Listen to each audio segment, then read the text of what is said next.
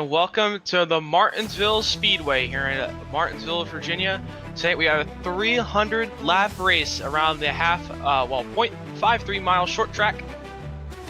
And it's going to be a long race here tonight. Currently qualifying underway, and currently right now we have Peyton Howell, our second place finisher last week at Talladega. He is on a pole for the moment. So currently we got a few cars rolling around the racetrack. Now, playoff picture very close here. Start of the round of 7. So we got right now Brady Floyd 20 above the cut line. He got the regular season championship along with 2 wins. Well, he actually had 4 wins. He did not get the regular season championship. Sorry about that. But he had 4 wins this season, so he has 20 playoff points buffer. So that's going to be big for him. He's got and Kitty Kuko +5. Joshua King and Jacob Wilson, they are tied on the cut line at 0, and everyone else, Schuler, Raven, and Van Kirk, below the cut line -5, because everyone in the championship four so far did have playoff points, so they're gonna have to make up some time. But we do have a pretty big field tonight, so a lot of big mistake could cost you a lot of points. You got 18 cars here, and right now we have 12 setting a time. You see Jacob Wilson right there. He says he's excited for tonight's race. He won last week at Talladega, and he's excited to come here for tonight at Martinsville and hopefully put on a good show, and hopefully he can get that win for his sake.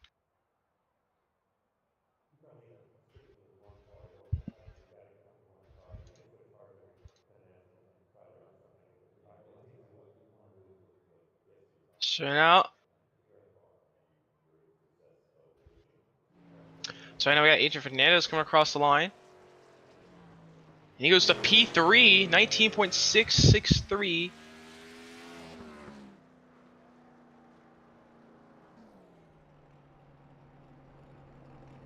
Got Mitz here on the racetrack. He's just running practice laps, actually. So Randy Schuler, here he comes to 3 and 4. Off turn 4, Randy Schuler is going to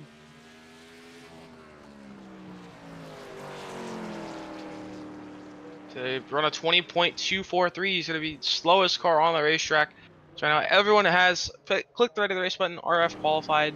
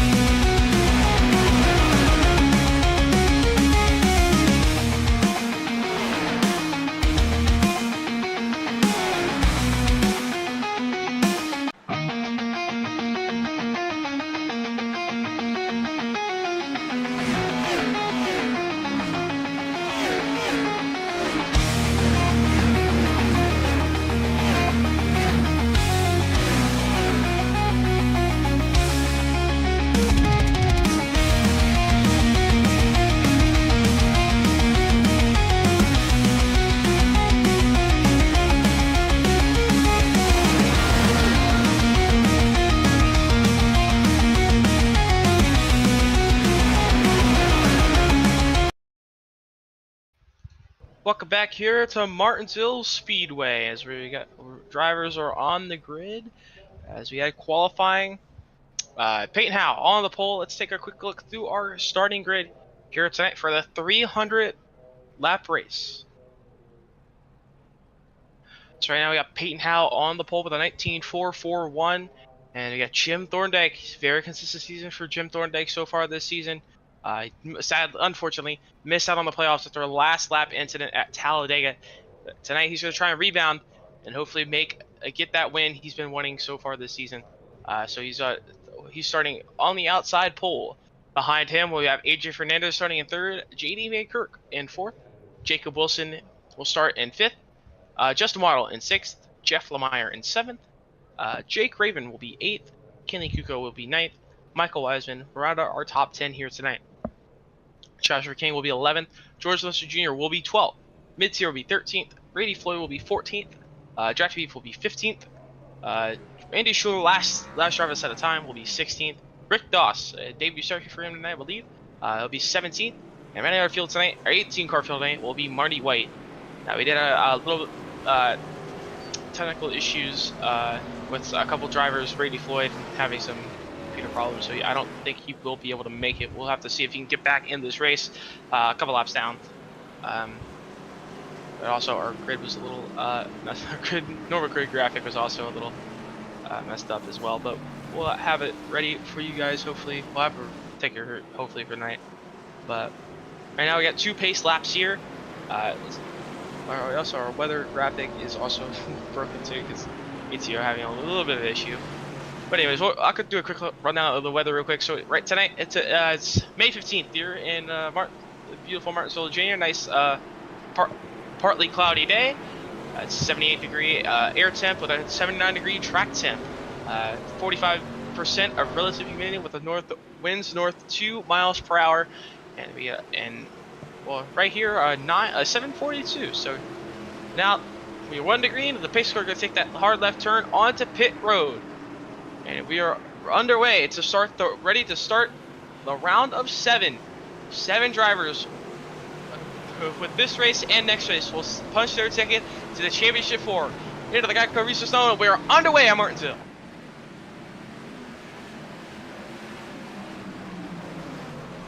Peyton Howe off to a great start. He's able to get clear of Jim Thorndike already.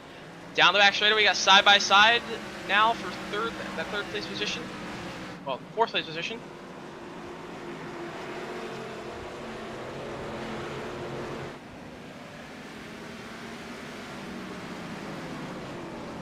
Now we're trying to single file out. They got a long race here tonight, so let's take their time.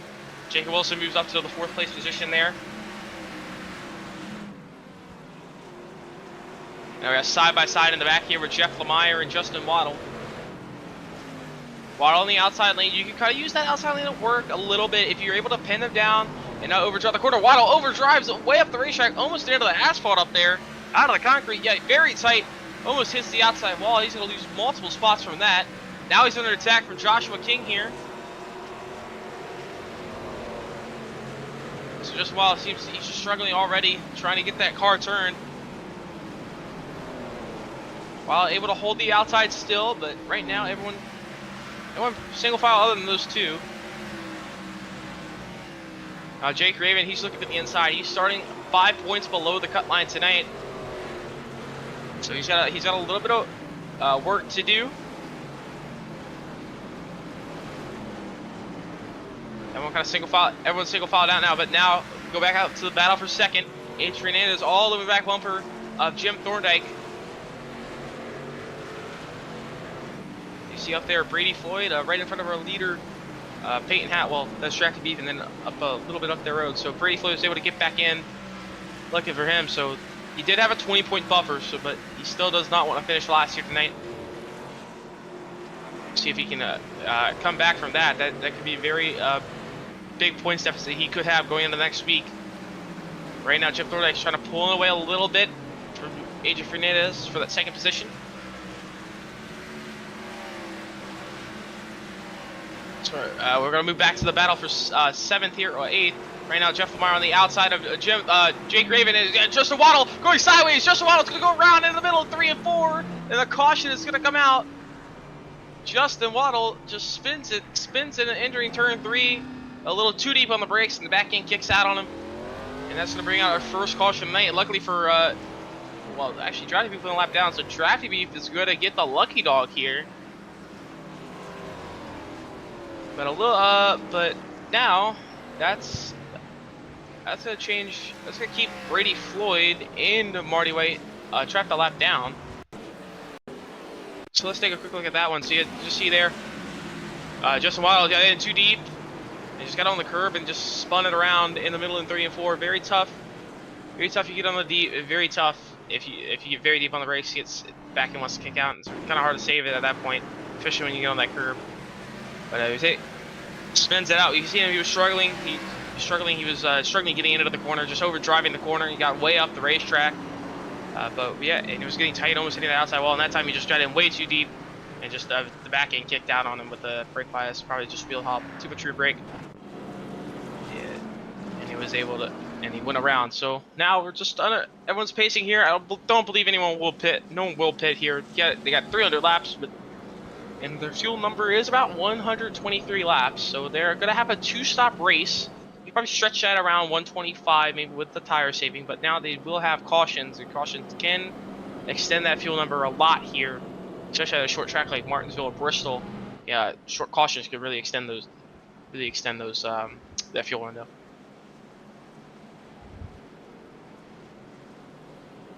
So right now, Peyton Howe is able to, actually we did have a few pitters. So Jim Thorndike actually came down pit road. Something happened to Jim Thorndike. Yeah, he did come down pit road. So Jim Thorndike came down pit road. He came down to just top it off. Did not take any fuel. I mean, well, did not take any tires. So Jim Thorndike trying to see something here. Try to just get that extra length on the fuel tank. So that's going to give AJ Fernandez the 2nd place position. Jacob Wilson in 3rd.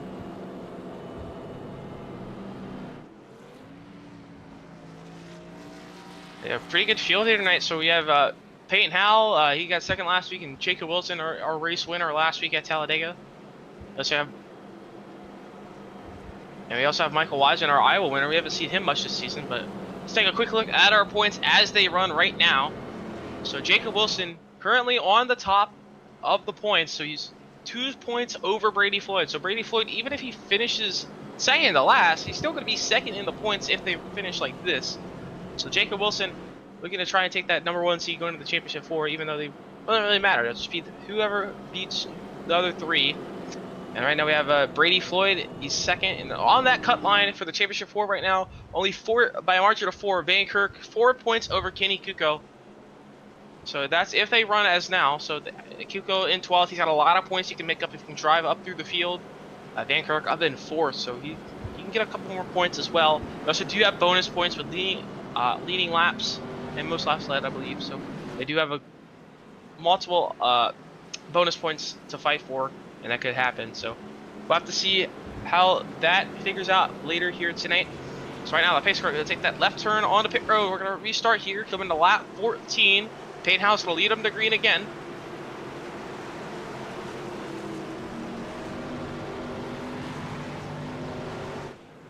Off turn 4, Peyton Howe into the Geico restart zone. Green flag back in the air. We're back underway here at Martinsville. AJ Fernandez, a bad restart.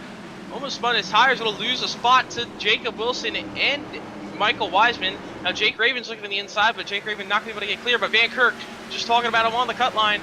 Now he's got Joshua King to his inside for that position. So that, let's see, 4th, 5th place position now. Well, actually 6th. So Joshua King to the inside, side by side with JD Van Kirk. Van Kirk trying to make something work. He's going to go up the racetrack, and he's going to be able to get clear and settle into that 7th place position. I know everyone you can see knows the tail just according. And so here comes Jim Thorndike. He's looking on the inside of Kenny Kuko towards the back here, towards the mid pack. Goose is going to be able to go around George Lusman Jr.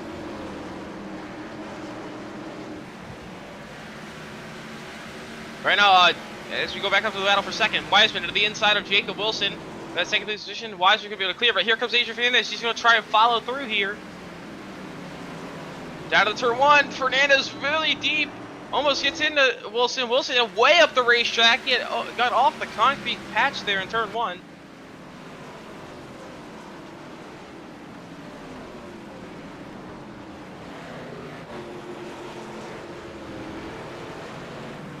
Oh, we got a caution.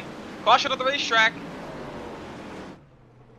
Marty White in the middle of turn 3 and 4. Spun around. No back into that. No back into that car. Oh. Okay.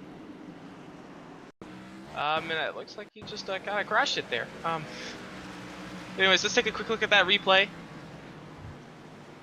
Just went right deep in on the outside, deep on the brakes. Just overdrove it, and kind of similar to Justin Wild, just got way too deep on the brakes, back in, kicked out on him, and he ended up spinning it hard at the outside wall, and he just kind of full throttle turn 1 after that. But so Marty White, he will DNF here tonight. So just second caution so far in 18 laps.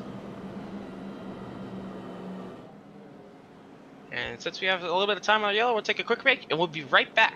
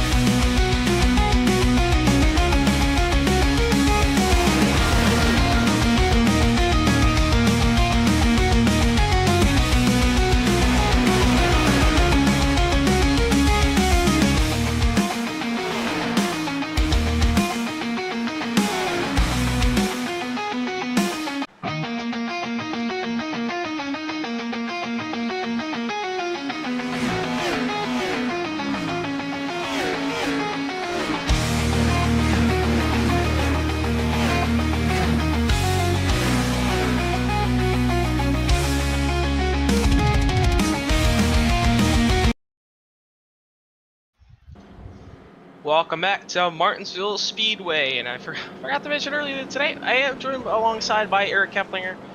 He's joining him alongside of the booth for tonight's 300 lap race, and well, 278 now to go. So, Kevin, how do you think this race is going to go tonight? I just think we're going to see a lot of green flag runs here. I think, at the beginning, it's going to be a bit of a caution fest, but I think, drivers have to calm down, right? Like, I assume that's going to be the case. Yeah, everyone's trying. You can kind of see you already trying to settle in. Really, though, 2 cautions. Just some drivers just getting in too deep. We haven't really seen car-to-car contact yet. Just self spins. So I think once everyone settles down, learns how to just back on the brakes a little bit, get a little bit more comfortable on the brakes, we'll see a pretty decently green flag run. But the pace car takes that left turn on the pit road. We're back underway here at Martinsville. Oh, Wiseman with a little bit of wheel spin there.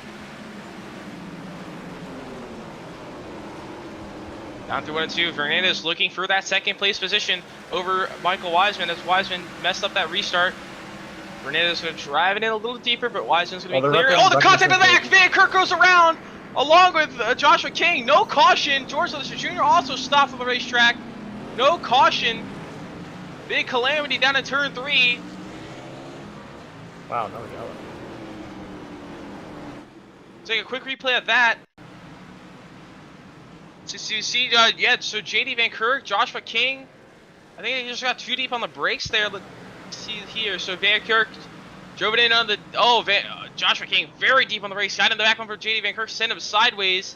Joshua King also got sideways as well, but everyone kept it straight. Everyone else kept it straight, but I'm surprised there was no caution thrown by iRacing there.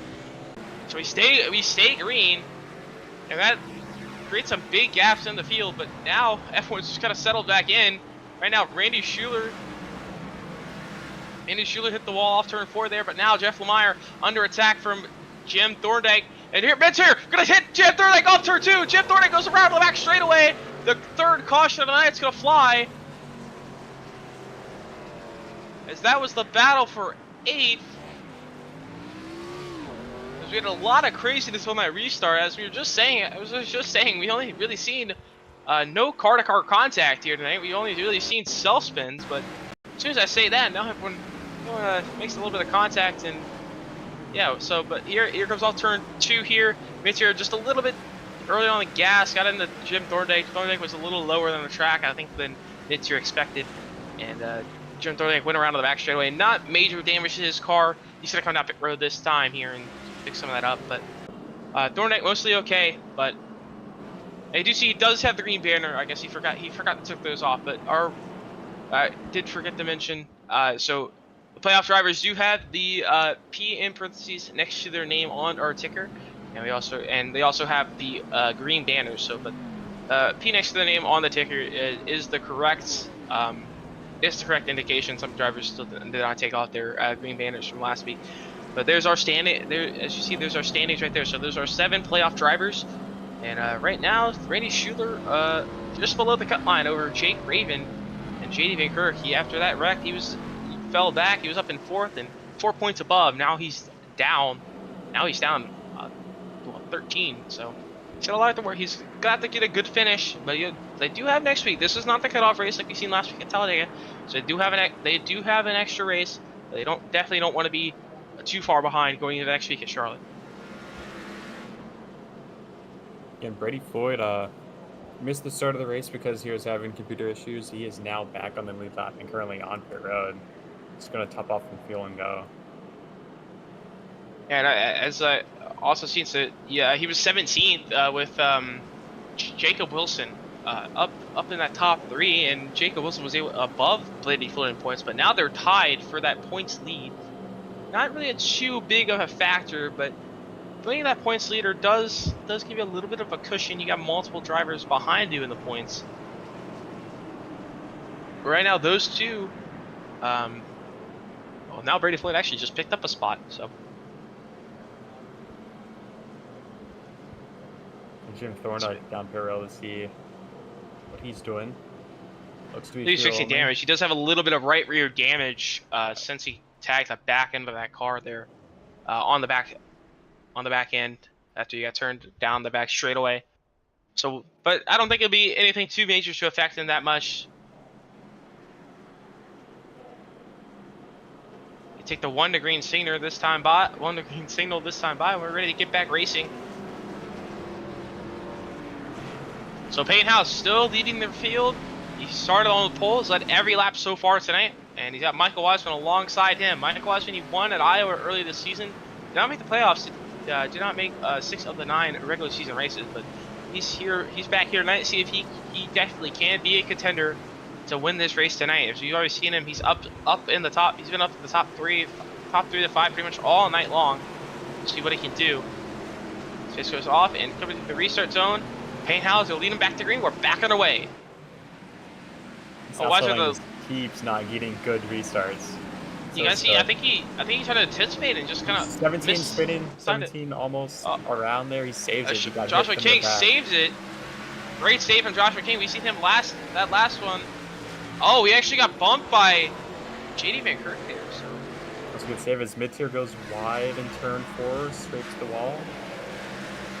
Waddle's able to take advantage of that and get that 10th place position. Got some battles in the back here. On the wall nearly. Brady Floyd just passed George Lester Jr. And now we got Jake Raven. He's passing Jacob Wilson. A lot of action around the track. But Lamar's going to get to the Wilson. Little contact. They're going to keep it straight, but Lamar's going to take that position. Now Jacob Wilson under attack from Kitty Kuko. So Jacob Wilson falling back a lot right now. He's fell back to the 8th place position after restarting 4th. Now Joshua King, he's going to look to the inside of Jacob Wilson here. Joshua King going to take that 8th place position away from Jacob Wilson. Wilson's going to slot back in line. Here comes Mintz here, very deep into the corner. Great. Kind of drifting it there, but great rotation through the center. Didn't really get the exit he wanted. Keep an eye on Brady Floyd though, back on the lead lap, started in the back. He's working. Got the watch hand working his way through the field. But everyone pretty much knows the tail so far.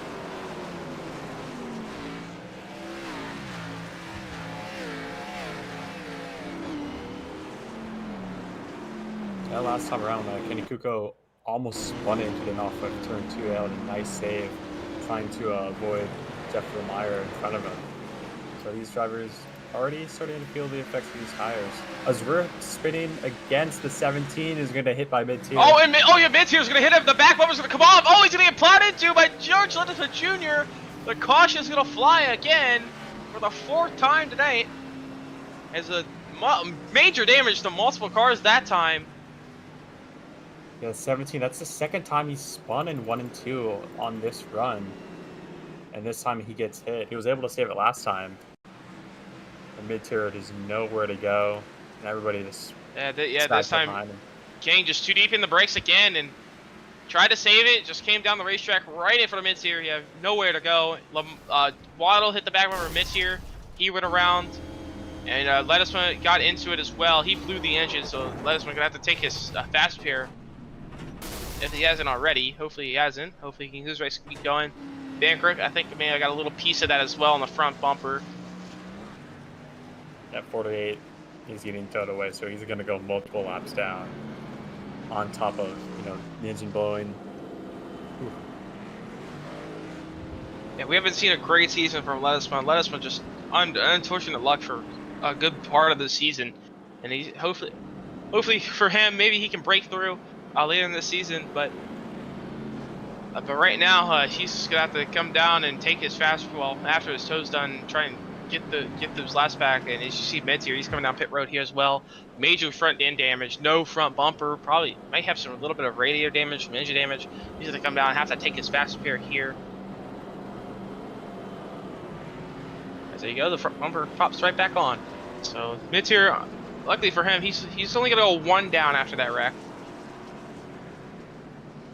But we've seen a lot of action so far here in this first 40 laps of the race. It's pretty much our longest race of the season. I mean, they're all 150 miles. All races have been pretty much 150 miles with a few exceptions. Roval Hill was a little bit shorter. But today, 150 miles, half-mile racetrack, 300 laps. But really, 150 miles here at 150 laps at Martinsville is kind of the same length as 150 miles, say, at a mile and a half, like Las Vegas. Or Atlanta, or old Atlanta, but there's the other mile and a half tracks like in Kansas, Kentucky. We don't really see Kentucky in real life anymore, or we haven't really seen it. It's not on this year's schedule either for the season. But they're typically a lot quicker and a lot faster. Really, Martinsville, you got the half-mile racetrack, but 20-second lap times. So it's very those lap times just add up, and 300 laps really in 150 miles is kind of longer compared to other racetracks.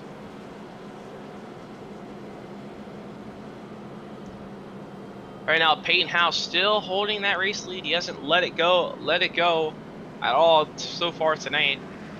We do take that 1 lap to green signal, and Wiseman's going to be alongside him on the outside this time. See if Wiseman can get a better start. He was staying pretty close to Peyton Howe there. Before that caution came out. We have Adrian Hernandez behind him, and we also have Randy Schuler there in 4th, and Jake Raven, and rounded our top 5 on this restart. We'll see how everyone can stack up. Hopefully, get a little bit of clean racing here. Get a little bit of green flag run. Right now, Peyton Howe is going to lead them back to the restart zone. We're backing away, and a great restart again. Peyton Howe has just been unstoppable in restarts tonight. Oh, Wiseman very deep into the corner there. Almost went wide. Randy Schuler as well.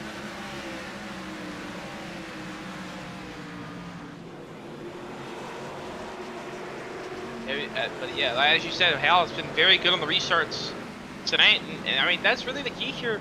Most of the time you see it officials here on iRacing. This time you get that lead, you have to hold on to it because it's hard to pass, and also most of the time someone ends up wrecking anyways, and then no one really has a chance to try and set up a pass on you. But hopefully tonight we get a green flag run. We could have a good battle between Wiseman or Hal, or someone else shows their hand later in this race. See there, Jeff Lemire in a battle for 7th here. Brady Floyd already up to 9th after starting from the back, a lap down.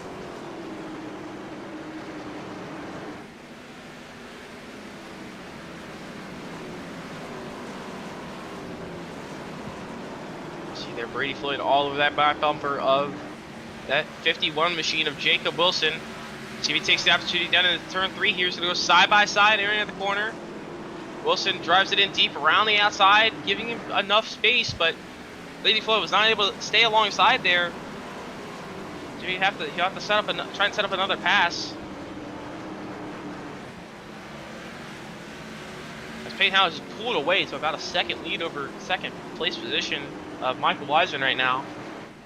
And when I was kind of close to the little 2-car packs.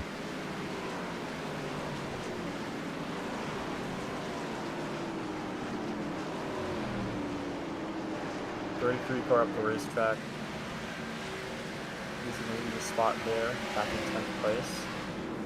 It was just a waddle. You've seen him struggle as well. And here comes Joshua King to his inside. Also, forward Waddle taps the wall there. Now under attack from Draft View. So yeah, Waddle, he's been struggling tonight on the brakes, just getting in too deep in the corner. We've seen him, he did have a spin and caused that first caution overnight. And now Draft View's looking to the inside of Joshua King here for that position. That's for my 12th place position.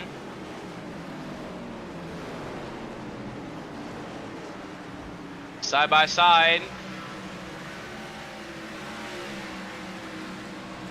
If not able to get the bite through the center that he's probably hoping for, Jim Thorndike way up the racetrack right in front of these two. That's going to check up the 17 machine of Joshua King, and now Draft View will look to the inside of Jim Thorndike. The 11th place position. A little bit of contact there. They're going to keep it straight.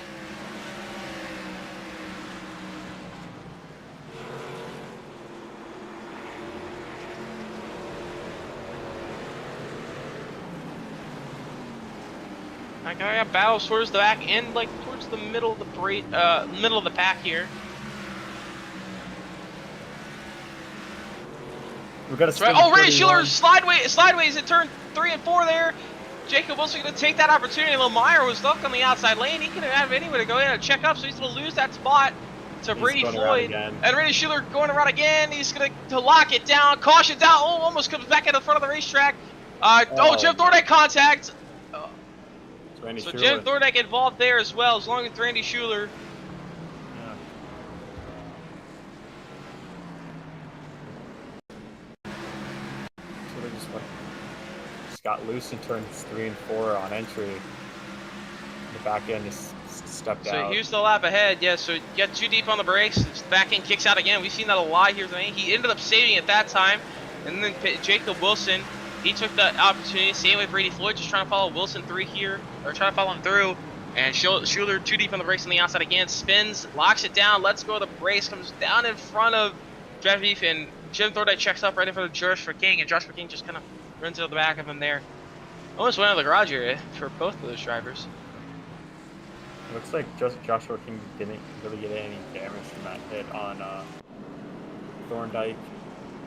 I don't see any damage, or it's actually not that much damage to the back of Thorndike. It looks just like some traded paint. That's what it looks like. I don't see any bent bodywork. It's just the paint got scratched on the back of that 59 car.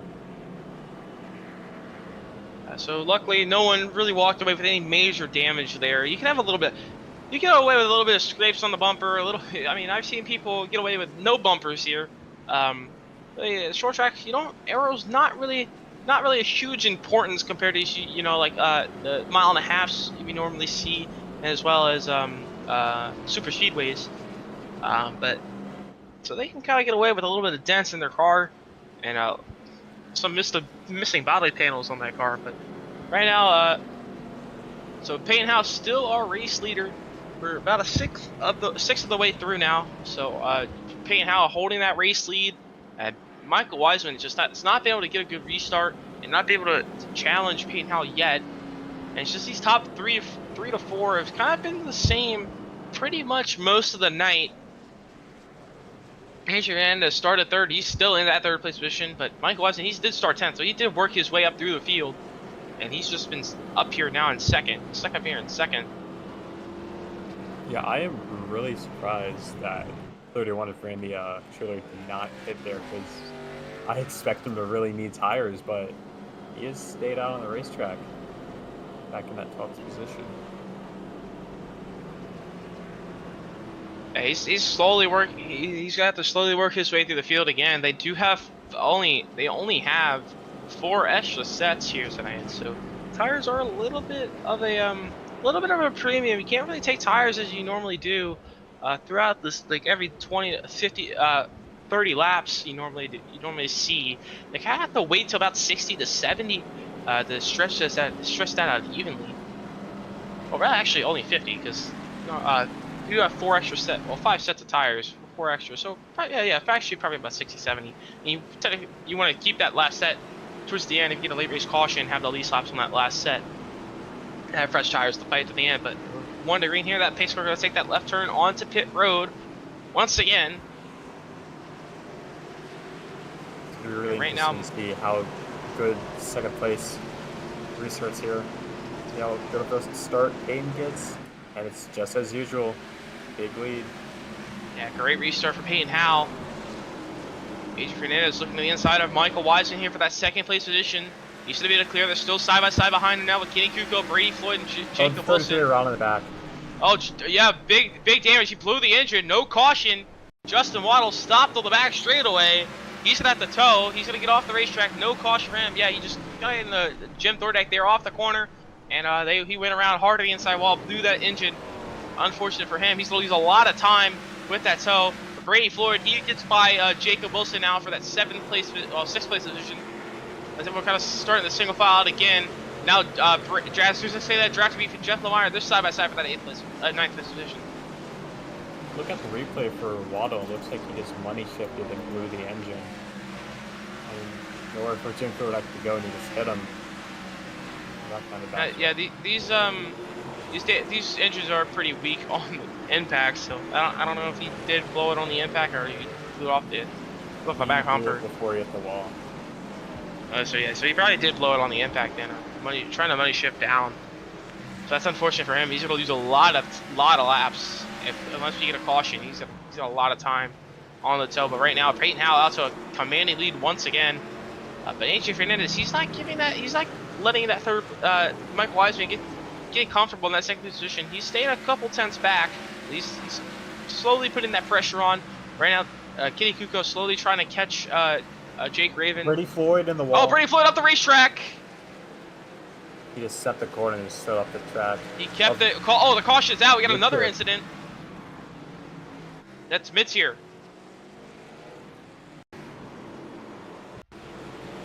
Take a quick look at that one. Mid-tier deep in here. We'll have to see here. So mid-tier down into the turn 3, just too deep on the brakes, and spins it around. Tags the rear end of Jim Thorndike there. I don't think hopefully Jim Thorndike escaped away with no damage. So we'll quickly take a look at what happened to Brady here. So yeah, Brady just kind of the same thing, too deep into turn 3. We'll see here. So Brady Floyd too deep into turn 3 here and just tags the back end of the car. That could be, hopefully that for him, that's not engine damage. I mean, not engine damage, but wheel damage. He got a pretty solid hit on that right side of the race car. A little right rear damage. He's gonna come down pit road and fix that. Same thing happened to the 72 car, Rick Doss, the lap before. There, a lot Rick of Doss, drivers I believe. This sending turn 3, just not being able to get really on the brakes that well, and the back end just stepping out and spinning. So multiple times that has happened, and just been the main factor to causing wrecks tonight. Yeah, just rear grip, too deep on the brakes is what most people are doing, is just getting too deep on the brakes and just losing that back end. Very easy to do that here in the Xfinity cars, and you can probably adjust some of the brake bias for sometimes you can adjust the brake bias and put like more front brake into it, or less rear brake, or more rear brake. I'm not really know how that works scientifically, but I believe it's too much rear brake. That's what's happening. They're locking up the rear brakes and just spinning it into the corner. But we'll have to see. But I mean, you kind of see just drivers in the back just driving it too deep, trying to get everything they can out of the car every lap time, every bit of lap time they could, and just weren't able to, and just not able to hold on to the back end and just kind of go around. And we did have a couple of major incidents with, as you know, George Leishman Jr. He got blown his engine. He's really far bit in the back. Same with Justin Waddle. He had major incidents there. He blew the engine off the corner and spun into the inside wall. And Jim Thorndike repairing some damage on pit road. He's just leaving now, actually, and he's going to go a lap down. And Jim Thorndike, I think he did get a little bit of front end damage with Justin Waddle there. So Jim Thorndike did go one lap down. He took a lap to fix his damage.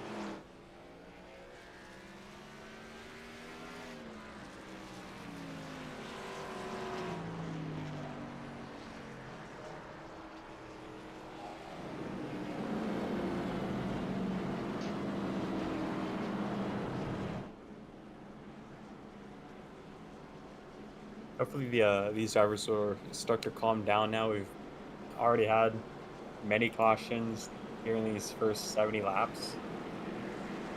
As we have the one in green, lights are off on the pace car. Let's see how good of a restart Payne Howell gets. It just keeps opening up to a big gap.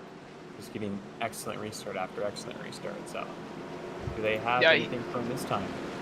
Yeah, he is. He's doing very good, but I know it's kind of hard to restart from the second place position. The restarts are in a little bugged here because pace car goes off in the third 34, and then it expects second place to stay within 40 miles an hour. And just the natural radius of the corner, because the inside lane pulls up. So I guess it's kind of easy to get scared and not go too early and not speed up, and just kind of fall behind at the second place position. But I mean, they could clear that with that instance race control, because unlike official, you do have that discretion. But anyways, green flag back in the air. Payne now out again. So another great restart. He's going to clear Jacob Wilson here. JD Baker going to be side by side with Jacob Wilson now. First car side by side. Draft to be way up the racetrack at 3 and 4 there. Mid-tier as well. Follow the 73. Starting Baker and Wilson side by side for that third, 6th place position. Baker fighting for every point he can. He started 5 points. He's starting the playoffs tonight 5 points behind. As those top 4, they did have bonus points from wins and from wins. So all 4 of those drivers in the top 4 winning in the regular season. So they had that winning in the 33 around on the back straightaway again. That's Justin Waddle. No caution this time. Heavy front end damage. Just stop. Actually, no, he did blow the engine, so that will be his night done. He already took his badge repair, so Justin Waddle is gonna he's gonna have to park in the garage, and he's done for the night. Brady unfortunate for him. As well. Under a green flag. I'm gonna wind up 15th right now. It's Brady Floyd a lap down. So that'd be good for his. He does have a lot of points to buffer. Let's take a quick look at that real quick. Our point standings. See where Brady Floyd will cycle out in the points, running into 15th place position. Right now, Brady Floyd will not be the points leader, and he would only be about 7 points above the cut line. So Brady Floyd, he can afford a horrible finish, but he can't prefer not to. As right now, Payne Howell, he's doing great, so he's stealing a win spot away, playing spoiler from Jake Raven. Jake Raven. Because if Jake Raven can go out there and win this race, he'll lock into the next round. Right now, our top 3 actually no playoff drivers. So right now, no playoff drivers really a threat to win this race yet. But we're still not even a third into this race. As I said, long race here tonight, 300 laps here at the short track of Martinsville Speedway. Jim Thorndike trying to make a pass on Randy Schiller here for this 9th position. And Jim Thorndike's a lap down. He did take that lap, so Jim Thorndike's trying to fight his way back through the field. Hey, he got around him and he's making his way through the field now. So. Yeah, he's doing very good. Just he'll have to see if he can get his lap back the hard way, drive up through the field and pass Payne Howell. Payne Howell very fast tonight, and no one's really been able to match him so far. So we'll have to see if he can drive his way through the field. He might have a little bit of fresher tires. He may have took tires under the pit stop. We'll have to see how that plays out. And we're kind of single filed out now, taking their time. See if he can get a decently long green flag run in here. We might see some green flag pit stops. They can only go about 120. They can only go about 125. So that might be good for Jim Thorndike because, I mean, he did last pit, that last caution. So if he tops it off on fuel, he'll have to make a less pit stop because you can go about 250 laps on a two stop. So I mean, on a one stop. So let's see depending on how much these top few saved, because I mean you haven't seen Peyton Howe, Michael Wiseman, Adrian Fernandez. They have not pitted all night tonight, so they might have to make a second stop depending on how much fuel they saved in the yellow and we go green at the end. We got a pass for second. Fernandez around Wiseman. Yeah, Fernandez, he was keeping that pressure on Wiseman for that second place position. He was a little farther back, but yeah, Wiseman just overdrove turn 1 and 2 a couple laps ago, lap 81, last lap, and he was able to get, and he just let Fernandez by. So we'll see if Fernandez can pick up his pace and see if he can catch Peyton Howe. He's got a 2.5 second gap to catch to close down. So Peyton Howe very dominant here tonight, has led every single lap so far. He's just consistently running 2/10 faster than the rest of the field. So I don't know if anybody can catch him tonight unless something happens to them. It's gonna be a battle for second. I think really if you're gonna take Peyton Howe away, you're gonna have to play some strategy right, or just nail a restart. He's been dominant on the restarts, able to clear the second place driver race, multiple car lanes, so into turn 1, and it's just it hasn't been a question if he's gonna lose the lead.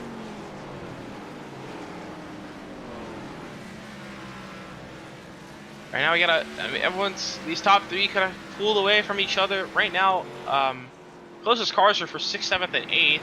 That's the Wilson, Lemire, and Van Kirk. Wilson's pretty close to Jeff, Jeff Lemire's pretty close to Jacob Wilson here. As the battle back for second, Adrian Fernandez. Almost got past. Turn 4 and almost lost it.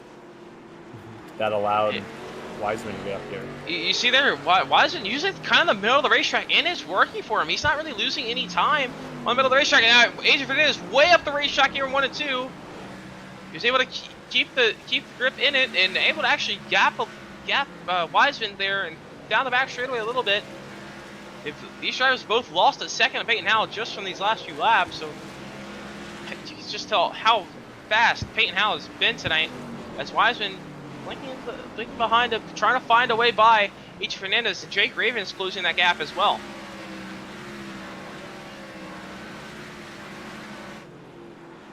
A few laps ago, that 17 of Joshua King just did not slow down in turn 3. He only hit the back of the 13 of Jockey Beat, and he just almost hit the wall in turn 4. Alone lap 86. So right now, everyone's just kind of minding their own business, just trying to run their own race, play their own strategy, save their tires. As you said, just some drivers pushing the limits, so gotta watch out for that. Right now, Adrian Fernandez and Michael Wiseman battle for second still going on. This is the closest battle on the racetrack so far. Wiseman trying to find a way back by Adrian Fernandez after he lost the spot from missing the corner and just kind of let Fernandez go. Fernandez all over that back bumper machine of that 243 of Adrian Fernandez. Jake Raven in 4th is slowly closing in on these second and third place drivers. He is about a 10th quicker last time by, both of them. Yeah, let's compare that. Let's compare lap times of Fernandez here and Jake Raven. So 10th slower that last time by. Yeah, so go to the graphic here in a second. So Jake Raven. Jake Raven. So we'll see this time by here actually. So Jake Raven ran a 20.356 and Adrian Fernandez running a 20.411. So about half a tenth quicker. Well, actually about pretty much just over half a tenth quicker that last time by, as Michael Wiseman's also getting held up, and Kenny Kuko also closing that gap as well. So you can see this gap slowly closing down between these second, third, fourth, fifth drivers right now. Oh, at the racetrack, Wiseman almost to the outside wall. That's going to lose the spot to Jake Raven, as he was almost to the back bumper. Adrian Fernandez there just go way too deep on the brakes. and just way up there. Yeah, lost the back end and almost overcorrecting the outside wall. Kept it off the wall. Luckily for him, he was able to still in this race, but he did lose that spot to Jake Raven. Yeah, and there was smoke in 1 and 2 the last time by because 72 of Rick Doss couldn't really tell what happened because he kept blinking out, but he went for a half spin. All right, here comes Wiseman. He's looking to the inside here. Third now. He wants that spot back from Jake Raven. Side by side for that third place position. Here comes Kitty Kuko. He's looking behind there as well, just trying to follow Wiseman through. As we get a caution on the racetrack as the side by side. Van Kirk around in 4. He's going to get it back going. We'll have to take a quick look at that one. So yeah, Van Kirk just too deep, loops it in 3 and 4, spins it around, triggers the caution. He was able to get back going quickly. No damage on this race, no extra damage on this race car. But that's going to change a lot now. Now I'm going to restart. It's under about 200 laps to go, and now we have pit stops for our race leaders. So Peyton Howell, Adrian Fernandez, Michael Wiseman, Jake Raven, everyone's going to come down pit road, it looks like here. Jim Thorndike going to stay on the racetrack. He's going to get his he's going to get his wave around, same with Brady Floyd. So every lead lap car going to come down pit road here. Yeah, if you want to make a pass that you can't make on the racetrack, now is the time to do it here at pit road. We'll have to see who comes out of pit road. Peyton Howell, he had a good gap going to pit road. I think we'll probably see pretty much everyone come out the way they were. Unless someone tries to take 2 tires, they will start with about 200 laps to go here, so they will have a little bit. So only have 1 stop. They won't have to make 1 more stop here in this race. Lowest race for second off pit road between Wiseman and Fernandez. Everybody taking 4 tires as Fernandez barely gets Wiseman there for second.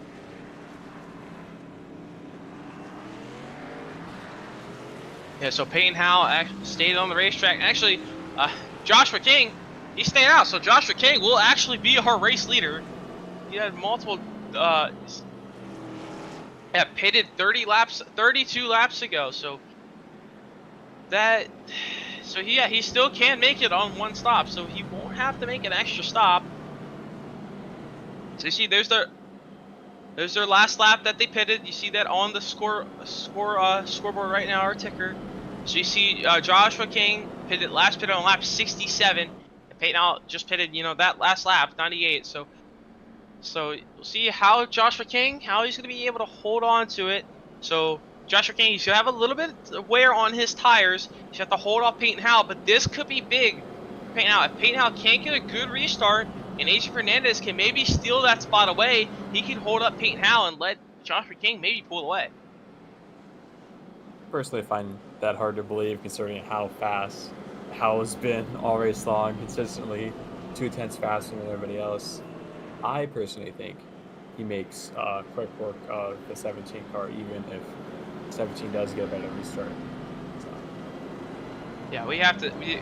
Well, I think so too, but I mean, anything can happen, really. I mean, you have someone get too deep into turn 1, and Hal could go around. I mean, he doesn't really have that security as the race leader anymore. So as we get the 1 green, you see Jim Thorndike. He takes his wave around, so he'll be on the tail end of the lead lap. He does have a little bit of damage in older tires, so have to work his way through. But for the first time tonight, we see a new leader other than Peyton Howell. So Peyton Howell, so far tonight, led every single lap. And Joshua King stayed out on the racetrack. He's going to lead him back to green. See the pace car pull off there. They're going to lead him back to green. Joshua King, let's see how good of a restart. He's going to have to watch that wheel spin.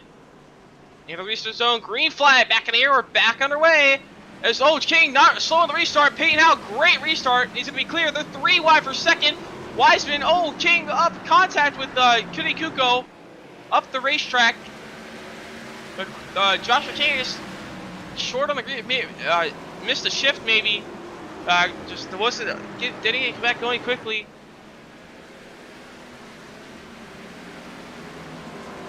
As you see now, Joshua King just falling back. He's getting passed by Jake Raven now. Maybe 1 in the wall off turn 2.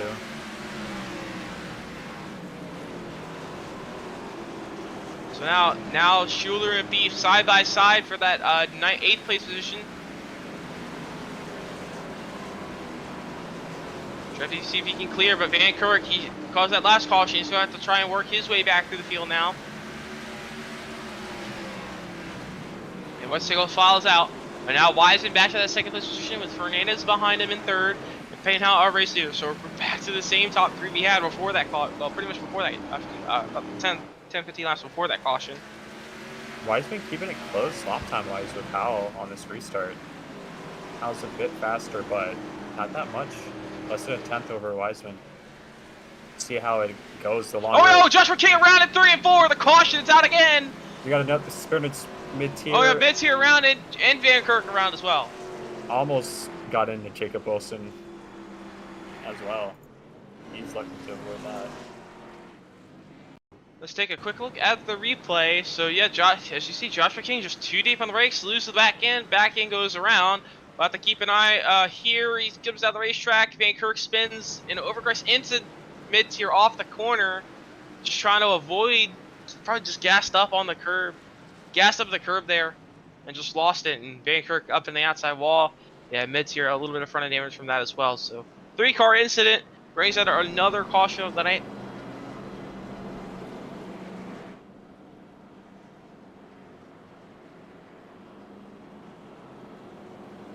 So right now, Payne Howe, our race leader, and we'll be right back here for Martinsville Speedway. We'll take a quick break. We'll be back for the restart.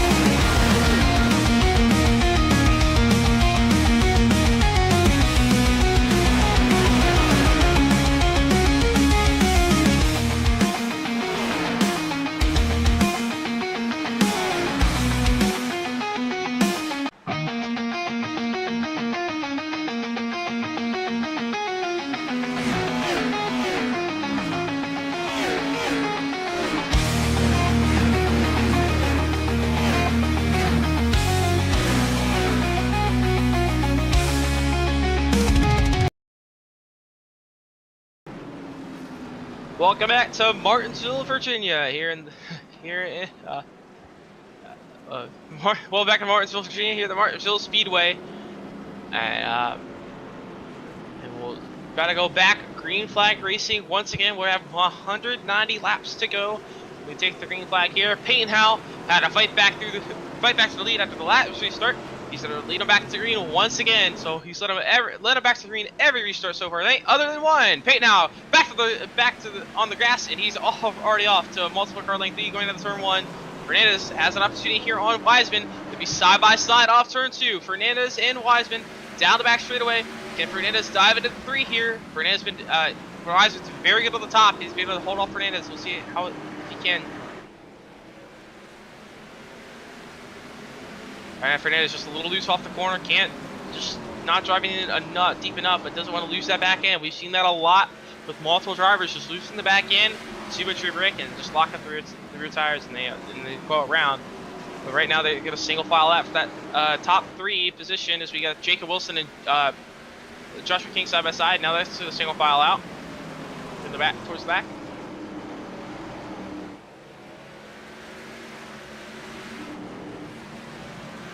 Now Brady Floyd, he's going to try and look his way under Joshua King here. Brady Floyd, he had computer issues to start, computer problems to start the race, and he started lap down. He's just struggling to work his way through the field here tonight, and now he's finally, well, now he's broke up into that top 11. See if he can catch Jacob Wilson breaking into that top 10. Luckily for him, he does have a good buffer in the points, so. Joshua King just falling back on his restart.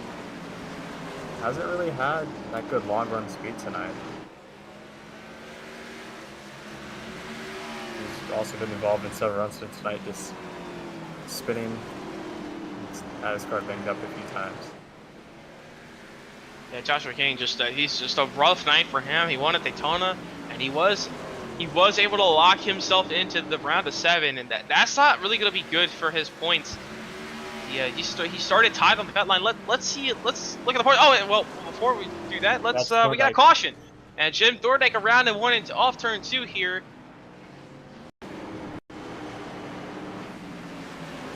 It's the same thing we've been seeing all night long. The back end steps out right here for Thorndike and just loops it around.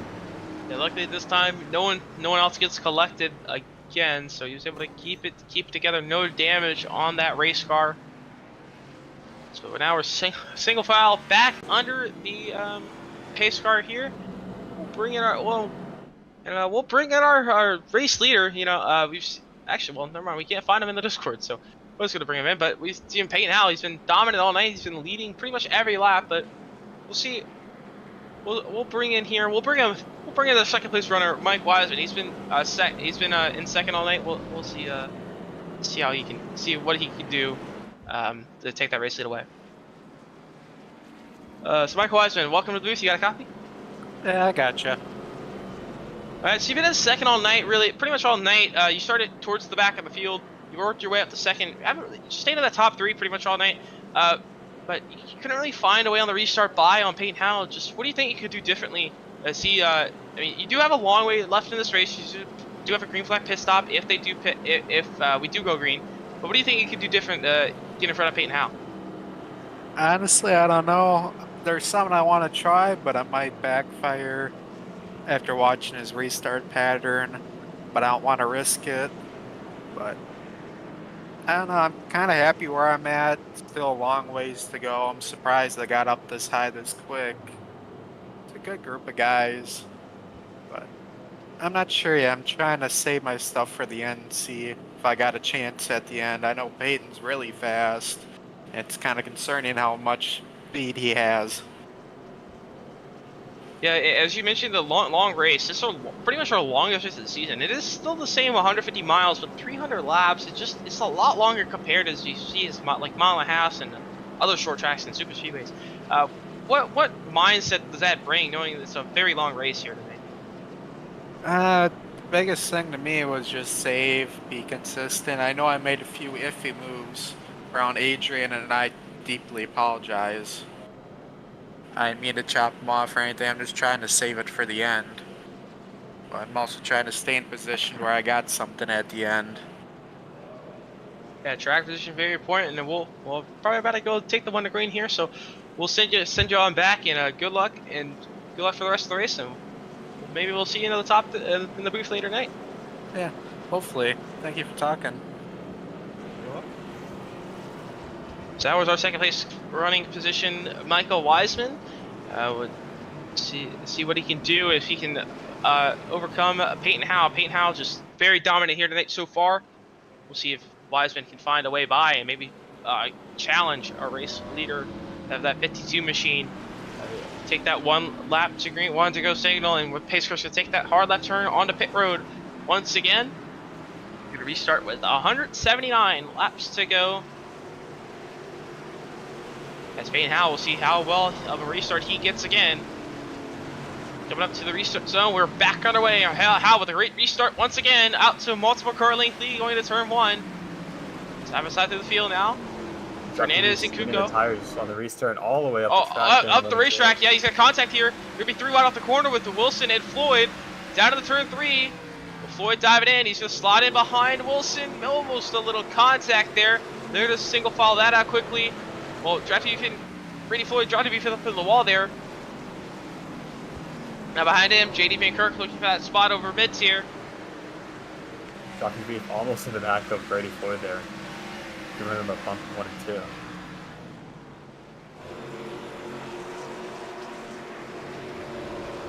So right now everyone's settling in now. As you see the restart's very hectic here. Everyone's just trying to slot in line. You know, really the bottom, very important. You just want to wrap that bottom. But, right, everyone's just trying to slot in line here, as they all did. So now settling in. But a little interesting note, Wiseman staying a lot closer to Peyton Howell than what we've seen so far. As mid-tier goes around, the caution's out again.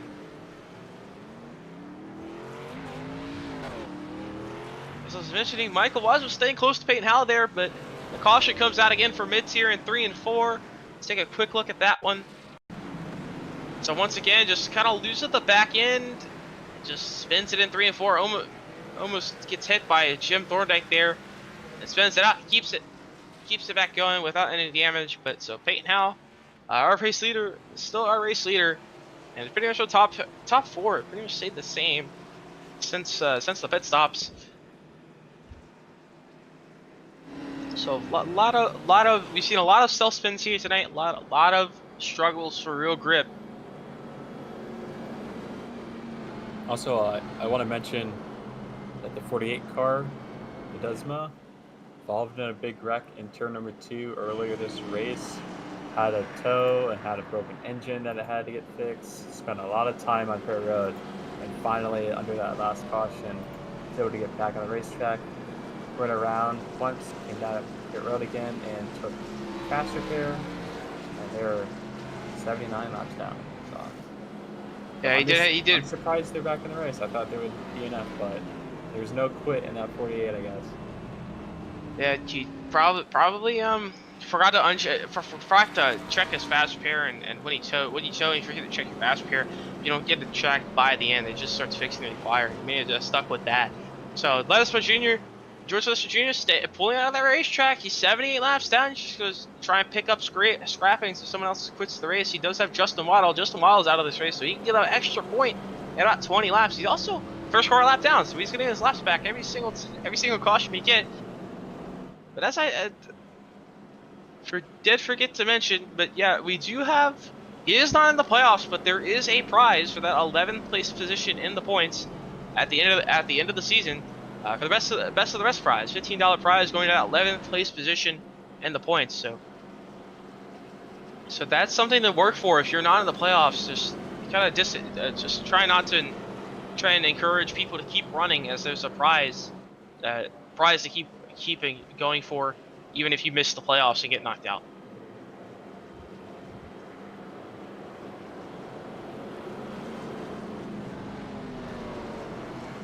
China just behind the pace car once again. We'll take that one to go signal. Take the one to go signal next time by here. The Peyton Howell's just unstoppable tonight. He's only led all the laps, pretty much just the exception of about 4 or 5, as when Joshua King stayed out at around lap 100. Try to play some pit strategy. Just hasn't really found his way by. No one's really been able to find his way by, and Peyton Howell just dominant here tonight so far.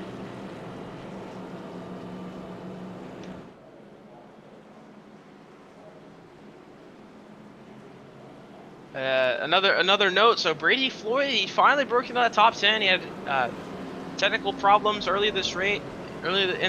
Started a lap down. He's finally worked his way up to the 9th place position. So we'll see if he might be a threat later in this race.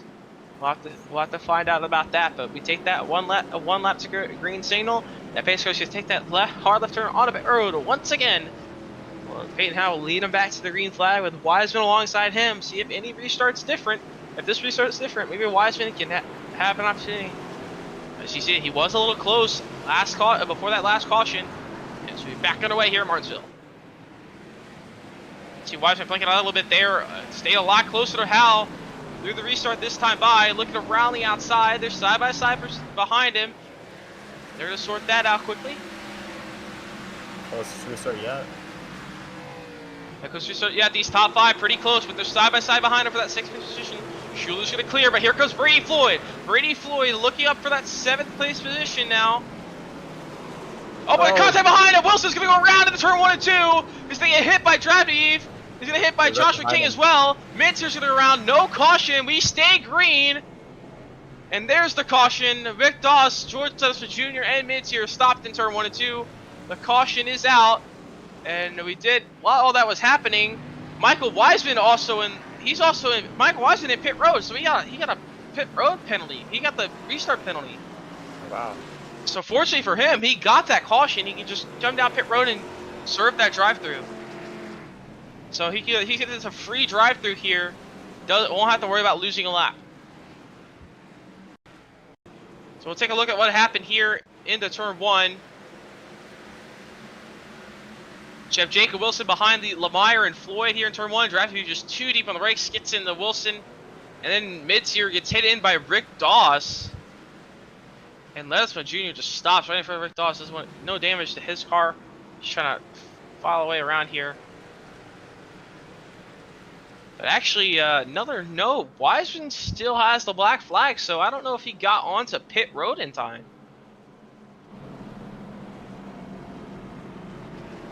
So Wiseman in the back, he does have the black flag, so I think he still has to serve that penalty. We'll see if race control does clear that for him. He did go down pit road and serve it with the drive-through, but we'll have to see. Maybe a stop and hold. He didn't serve. I think it might be actually a stop and go or a hold penalty, because I don't remember that being a drive-through. He did jump through restart, so he's gonna come down and serve that under green. Yeah, But now that's gonna put him back in 11. He did make it on a pit road in time, so there's no question about that. I guess he just didn't. It was supposed to be stop and go, and he just didn't do that. So it's really unfortunate for him. In the top 3 all day, and it's just, luckily, still a long race ahead. Not even halfway. He's got time to move through this field, but it is hard to pass, and there's been calamity outside the top 3. So, and he gets his black flag cleared actually. So, right as I say that. Yeah, so he did. So they cleared, the race controllers cleared it for him. So given that, so he'll probably have to start in the tail of the field here just for that. So fortunately for him, that'll work for him. Yeah. So yeah, he'll have to start from the tail end of the field. They'll give him the EOL penalty. So he'll have to start from the back. So we have to start around 17th. I believe we still have 17 cars running on the, well, 16 cars running on the racetrack. So he'll have to start in the back, on the inside in 16th position. Well, 16th on the racetrack. There are multiple cars a lap down, so he does have to work through 2 lap cars, but we'll have to see how quick Wiseman can work his way through. He did start 10th here tonight, and he was able to work his way up to the top 3 very quickly. So have to keep an eye on him if you can fight up through the field. But for now, Fernandez is going to be 2nd, with Kenny Kuko in 3rd. See if they have any tricks up their sleeve to get by Peyton Howe, but Peyton Howe just so dominant here tonight so far.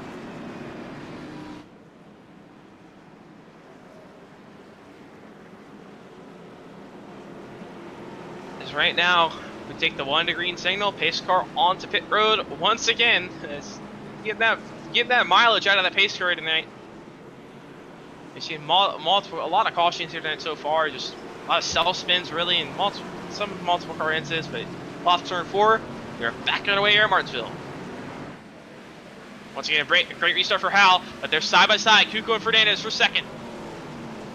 Down to the 1, Fernandez up the racetrack, Kuko on his inside. Can Fernandez hold on? You got Jake Raven right behind him, maybe making a move here, maybe plans to make a move. Have to try and follow Kuko through. Kuko's going to clear for 2nd. Raven's looking for the 3rd place position, but Fernandez is going to clear. He's going to cross over Kuko down to turn 1, very deep into the corner. Kuko's going to have to react, get up the racetrack. They're going to make a little bit of contact off the corner, but they single file it out. Now here comes Brady Floyd. He's in the 5th place position, maybe make an opportunity with Jake Raven.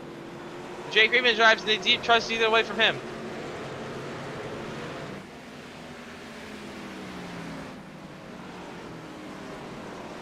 So right now, the restart's very chaotic. Let's keep an eye on Michael Wiseman, how quickly he can make his way through the field. He has to start for the tail end with the penalty. He's now trying to work his way through Jim Thorndike and Jacob Wilson here. They're side by side for that 11th place position. Wilson tight off the corner. He's going to let Thorndike and Wiseman go. So Wiseman going to see if he can make a quick work of everyone through this field.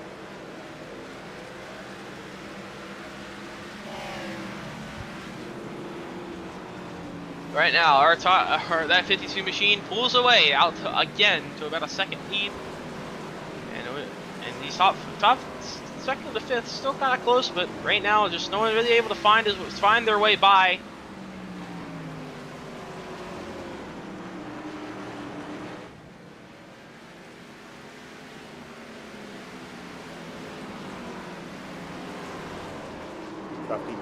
Oh, Jake Raven goes around in turn 1 and 2. Around he goes, caution's out, no damage, but the caution's gonna come out. Jake Raven looked like he just lost into turn 1 and 2 there. We'll have to take a quick look at that one. So here goes down to the turn number 1 and 2.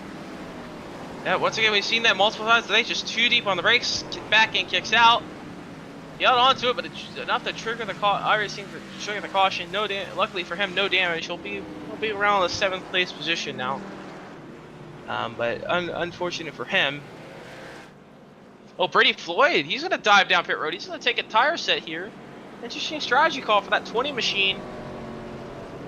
Now they have a lot of cautions, but do get a decently green flag run. We can see what he did with Joshua. You can see him do what Joshua King did earlier.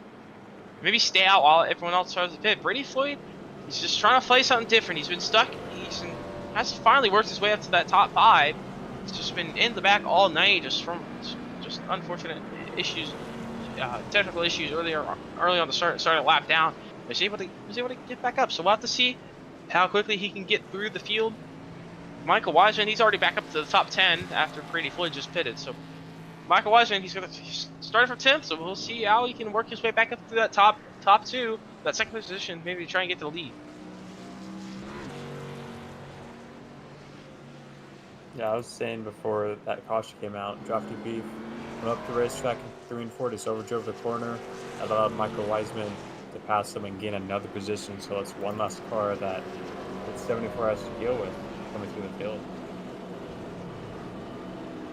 Yeah, but he's got to get some by Mossville quick drivers tonight. We've seen Kenny Kuko, he's at speed. Fernandez, Schuler, he's been up there so far tonight. Jake Raven, he moves back to 7th with a little bit of wear on his tires now after he just spun. See how Jake Raven can make his way back through the field. So you're slowly closing in on this halfway point in the race, 150 laps.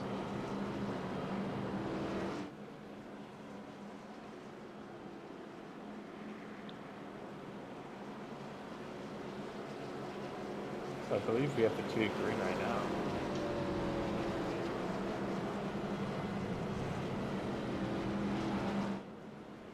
It's 2 green here, so we'll probably come back to 1 green this time by.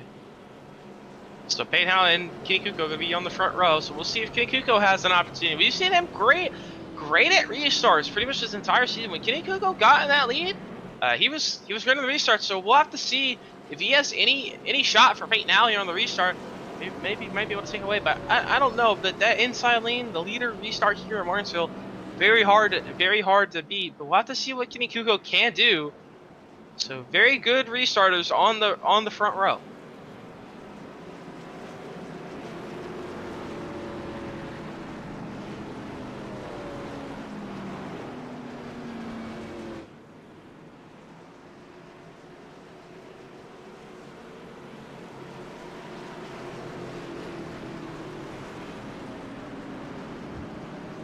Basically going to take that left turn onto pit road. Jay has said that a lot tonight, so unfortunately. There's many cautions tonight so far, but it's been an exciting one so far. Payne now, back to green, and we're back underway.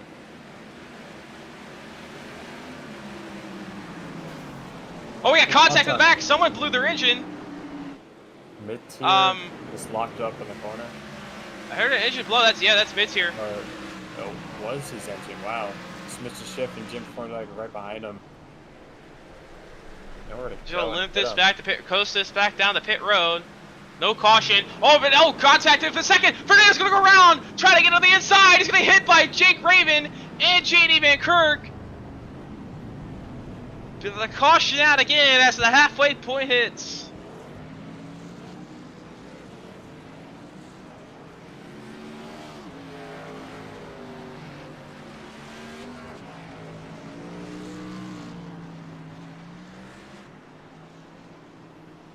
Fernandez is doing so well too. So let's take a quick look at that replay there. I've seen it there. He was just trying to make the dive for second on Kenny Kuko. He's got too deep on the brakes, lost the back end, and then it just lost it in the middle of the track. Jake Raven just hit him on the front bumper, took his front bumper off of JD Van Kirk, just right in the door, driver's side door there.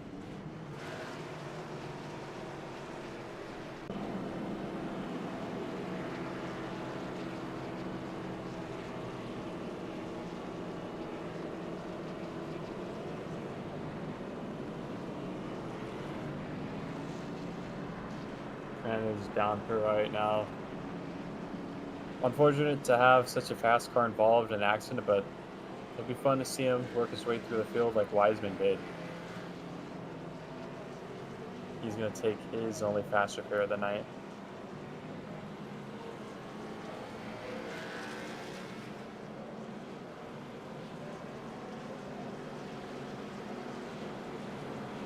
It's 4 tires for everybody here on dirt road.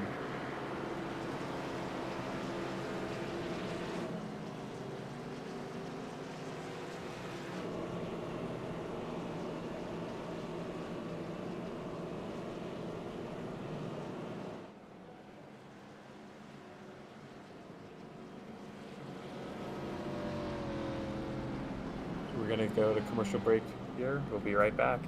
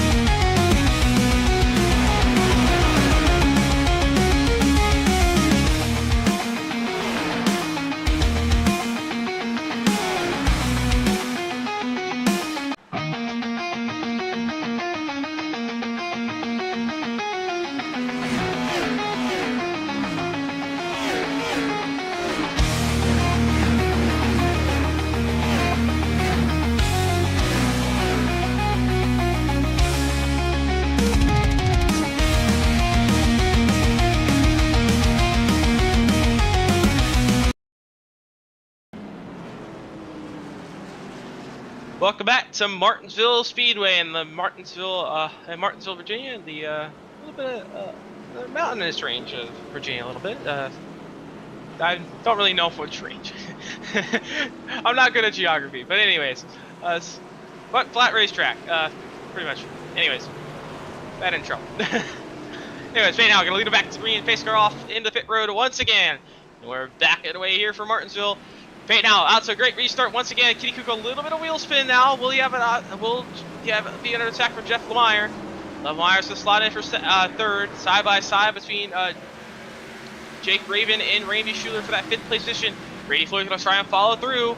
Brady Floyd, he got by Michael Wiseman. Michael Wiseman, he had that penalty on the restart, and now Brady Floyd, he pitted, and now he's worked his way in front of Michael Wiseman. Jake Raven and Randy Schuler side by side for that 4th place position. Floyd's gonna try and follow through. Randy Schuler going to try and find his way by in the line here. And now Wiseman Wiseman and Floyd slowly working their way through the field. Jake Raven way up the racetrack. He's side by side with Brady Floyd now. Brady Floyd's going to be clear for that 4th place position. Now Wiseman's going to be to the inside.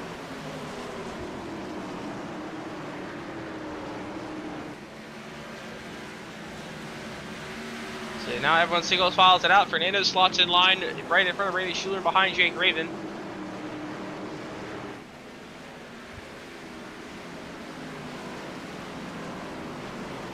So now to about a second lead over 2nd place Kenny Kuko. Floyd at least in 1 and 2 there. Luckily saves it. And that's going to allow Michael Wiseman moves to the 4th place position. Now Adrian Fernandez, he's looking to the inside of Jake Raven here for that 6th place spot. Fernandez, he spun, you see there's the last caution, spun for that 3rd place, and he's trying to work his way through the field so he can find his way by. Side by side through 3 and 4. Fernandez up the racetrack a little bit. Gonna get clear Raven off the corner.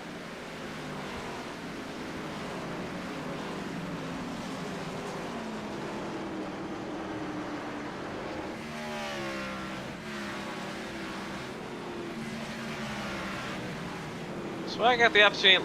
I think let's go on board with Peyton Howe here to see how he's gonna run this racetrack. He's been the fastest all night.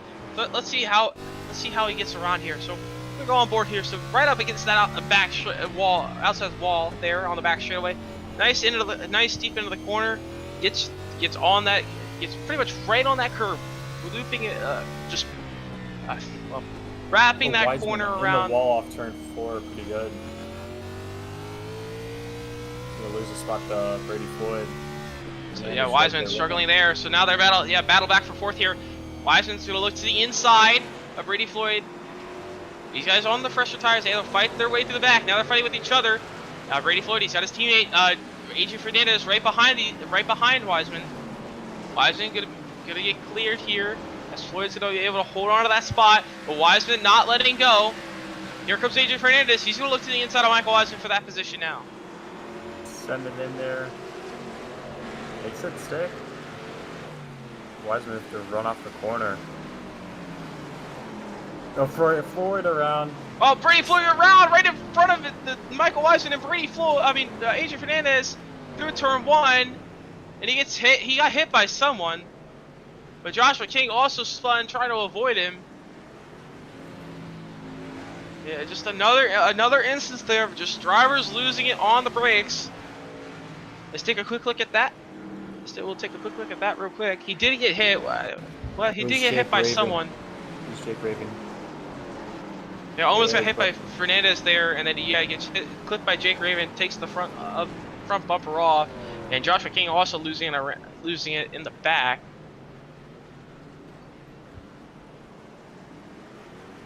Got a lot of drivers down pit road right now, including our race leader.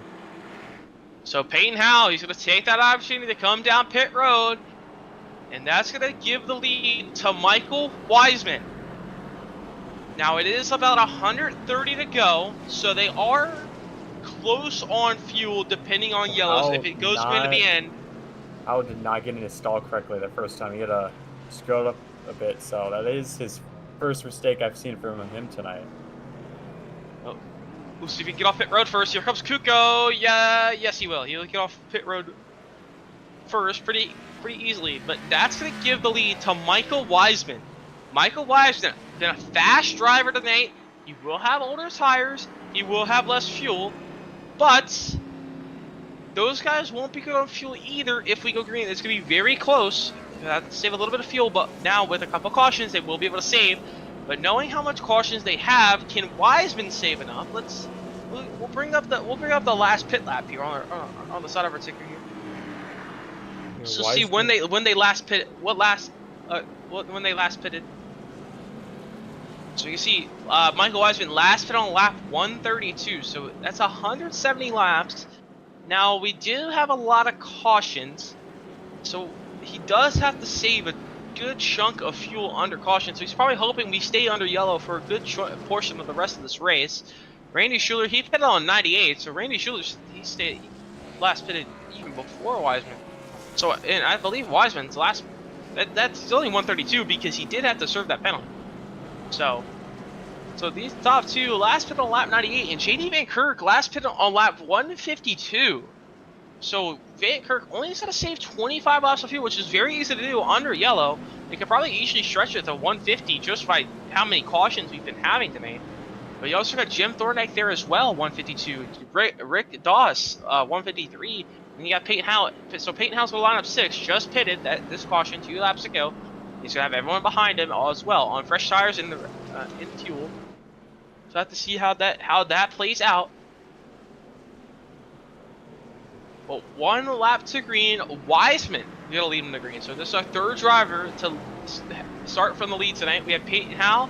He started and led the first pretty much 100 laps, and then Joshua King played some pit strategy and stayed out. Now and Peyton Howe quickly got that lead back. It's been Peyton Howe since, but now Michael Wiseman playing a little bit of strategy, staying out, staying in the track position.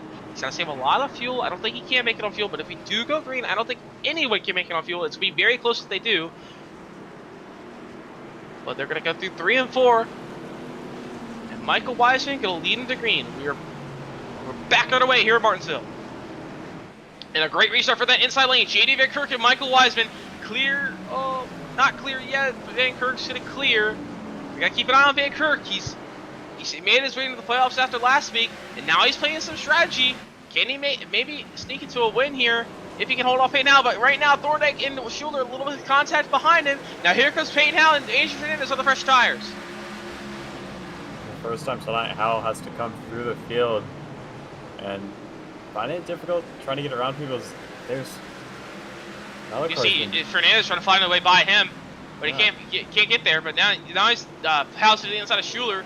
Has to work through Thorndike and Van Kirk, but Wiseman, he's been very fast, but he's got to be careful on that fuel. Hope for more yellows. Howell locks up the brakes, yeah. You see, he locked up the front tires, so he's ready for more front brake than what most people are. He can change the brake bias on the fixed setup here in iRacing, so he's probably tweak that brake bias a little bit for his liking. Fernandez loose off the corner. He's gonna spin. He got a little bit of help from Kenny Kuko, I believe. The caution's gonna come out. Yeah, so let's take a look. I believe he got loose before he got hit by Kuko. So we'll see here. Got on the gas a little bit too early. Yeah, kept the curb, got on the gas, and Kuko just didn't expect him to be that much slower off the corner. Got on the back of him and sent Fernandez around. Fernandez, he was running pretty good. He was on 4 fresh tires, and now he has no back bumper. But that helps Michael Wiseman and JD Van Kirk save a little bit of fuel if we do get enough yellows and Payne Howell can't find his way by.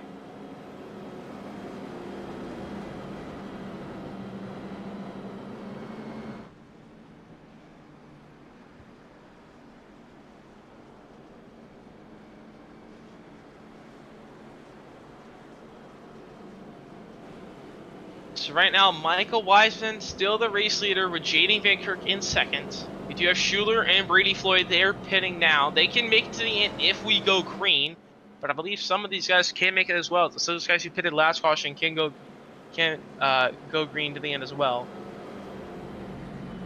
With this caution, maybe they might need one more.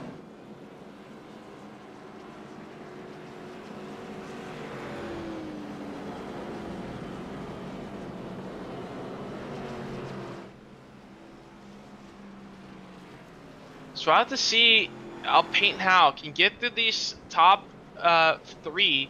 Now Wiseman, he did pit on 137, but that was his drive-through. He was serving his penalty with a restart. So Wiseman has a lot of fuel to save. He's got to save about 75 laps of fuel, which you can do pretty well if we have a lot of caution laps. Van Kirk's got to save about 25, but he's also got Payne Howell right behind him already.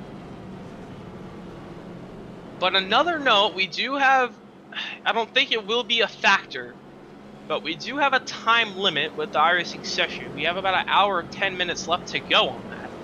So we do have a lot of time on that clock, so we can easily make that time. But if we do have a lot more yellows and don't really get any green flag runs, that could become a factor late in this race, maybe with like 10 to 20 to go. As they see there are an hour 8 minutes left in the session, in the time. So I think they could easily get that in. But that could be a factor if we get a lot more cautions. So we gotta keep an eye. We'll keep an eye on that throughout the rest of the night. So right now the current race time is an hour 26 minutes. So they've taken an hour 26 minutes to do 178 laps. So mathematically they will make it to the end of the race.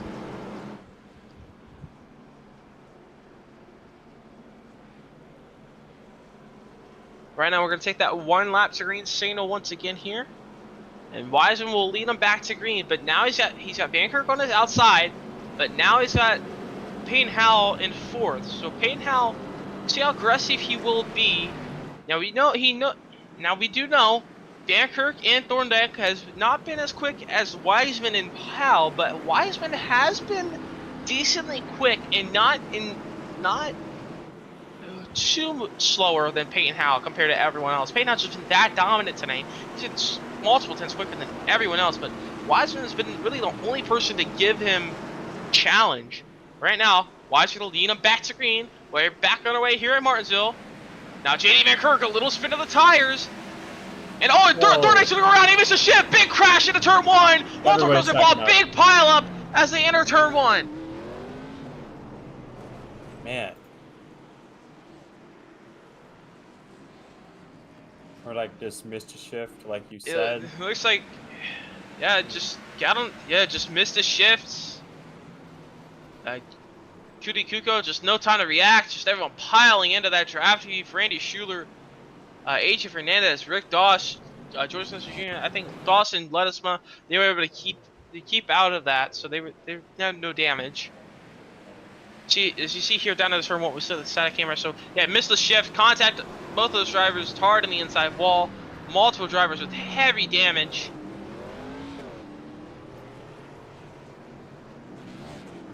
You see multiple drivers with heavy damage. They have to come down and fix that, or maybe take their fast pair. But Jim Thorndike just missed the shift. Unfortunately to him, he had a good chance. He was running up there in that top 3. He would have been better on fuel. But in another note, that moves Payne Howe to 3rd. So now Michael Wiseman's going to have Payne Howe right behind him already. A lot of cars coming down pit road right now. One of them is Adrian Fernandez, who had top 3 speed all race long. Was in 3rd for most of the race before getting caught up in an incident. And now he has no back bumper. I believe he's already used his fast repair in that 243 car. So. Well, let's see. He does have no back bumper from earlier, I believe. So Kenny Kuko uses his only fast repair. So as Fernandez is pitting for his, so Kenny Kuko used his fast repair. So he had a lot of damage. So yeah, a lot of guys fixing their damage with the back bumper.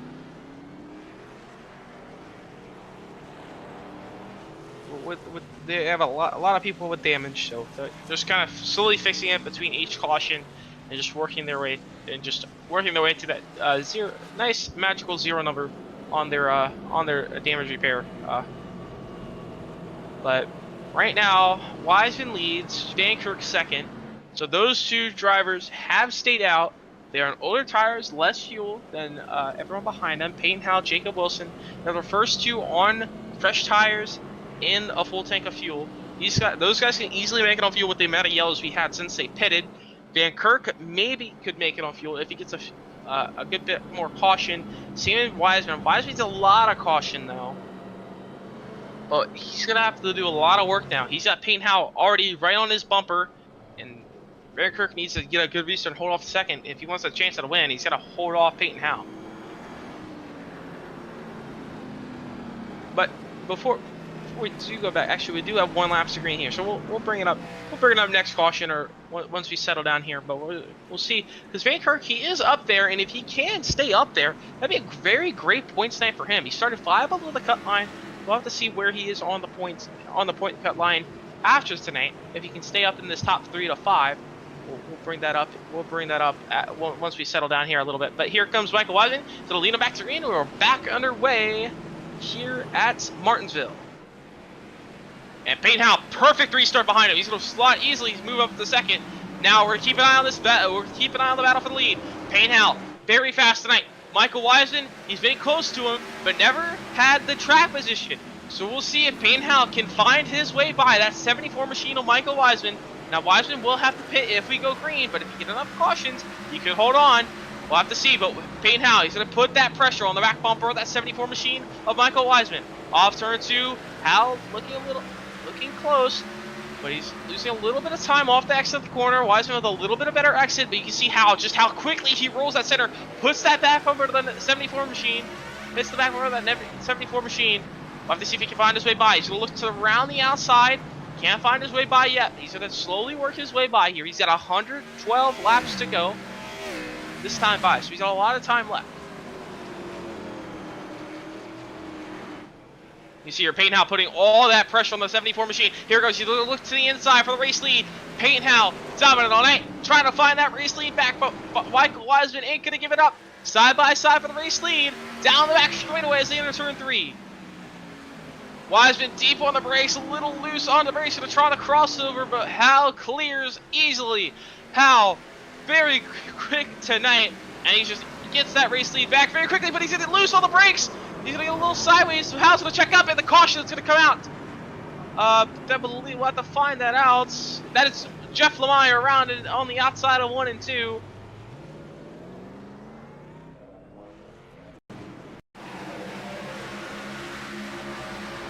About to see what happened here. So yeah, Jake Raven just got too deep on the brakes, turns Jeff Lemire up the racetrack, and just not enough time to really get back going, or not really, can't really save that in that position, and just brings out another caution here tonight.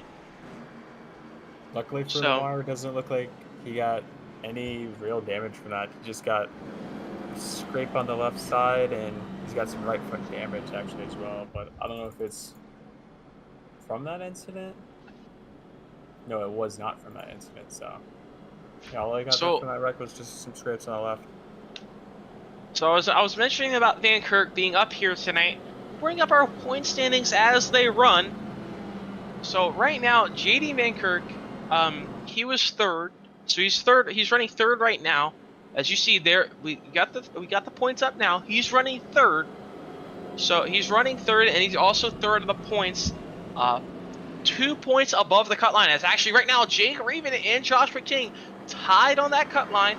Now they do have another race to go in the round. They do have to go to Charlotte next week, so this is not the cutoff race for the Championship 4. But the top 4 make it. We'll go to Championship 4. We'll go to Homestead Miami Speedway, and on September 10th. So that will be that race, that Tuesday, September 10th. So that'll be an interesting race to see. And that our top Championship 4, we'll fight out for the championship there. But we got 2 more races to settle it out. But right now, Jake Raven and Joshua King tied on that cut line as they run.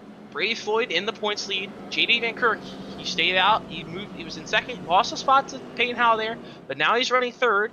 If he can stretch his fuel here with enough caution, he could maybe finish up in that top 3, and he have a little bit of a buffer. He to be right on that cut line and be above. He came tonight. Van Kirk came in 5 behind, so coming up 2 ahead. That's a 7-point gain. I think that'd be a very good confidence boost going into next week at Charlotte if you can hold on there. By that points picture, that's going to be interesting to see next week. Next week on the cutoff, but we'll have to see how they will run out and how will that playoff picture form. We have had a lot of caution tonight, so some drivers will get caution penalties. They do get if they need to cause VL, they do get a point penalty if it's egregious enough. So we'll have to keep an eye on that. We'll have to keep an eye on the penalty report going into Charlotte. So some drivers could lose some points from causing caution. So it's just a factor here to try and encourage people to race clean and not cause cautions. But hopefully that won't make any major difference, any difference on the cut line. Hopefully everyone's been clean tonight. Everyone's been mostly clean tonight. Most of the playoff drivers have been mostly clean tonight. Right now, one to green, and Peyton Howe gonna lead him back to the green. We haven't seen him up front lead him back to the green here for a couple of restarts, but he's gonna be back to regular business for that 52 machine. Peyton Howe here. So we'll see how well of a restart he gets off turn 4, and we're back on the way here in Martinsville.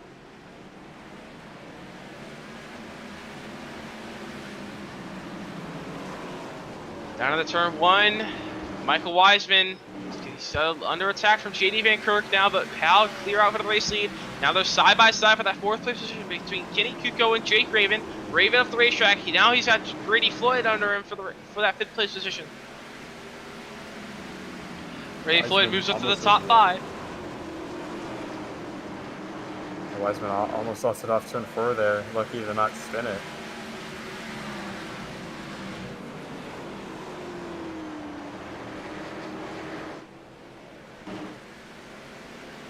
Got some cars off the wall in turn 4 there. And right now, everyone's slotted it back, slotting back in line, but JD Van Kirk, he's got an attack from Kitty Kuko. Here comes Brady Floyd. He's gonna look to the inside of Kitty Kuko, but Kitty Kuko dives around the outside, pulls alongside JD Van Kirk, can't hold the exit, but now he's under attack from Brady Floyd. He's gonna let Brady Floyd go down the first straightaway into turn 1. Kitty Kuko mounts another attack. He seems tight off the corner, gonna lose a lot of time. Kuko to the outside wall off turn 2. He's going to lose multiple spots there, but now JD Van Kirk running that third place position. This could be very big for him. He can hold on to that third place position. He can put him above the cut line, but now he's under attack from Brady Floyd. Brady Floyd clears for third. Now Jacob Wilson, he's going to have to try and find his way around JD Van Kirk now.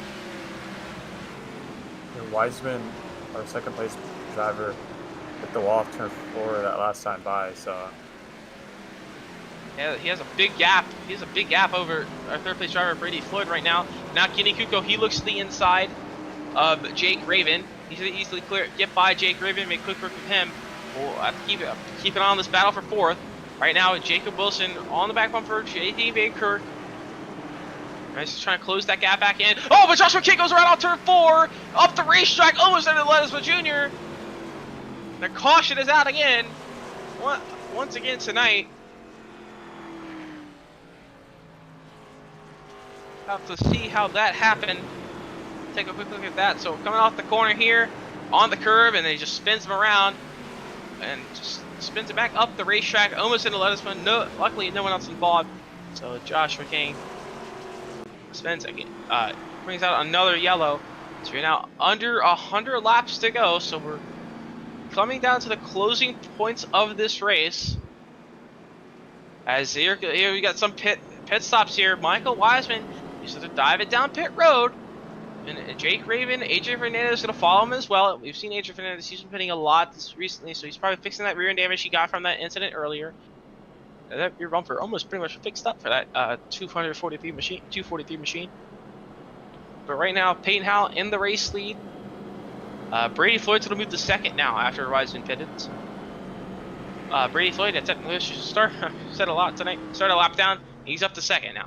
So we'll see if he can make any moves, mount on any attacks on that 52 machine. He does anything for Peyton Howell late in this race.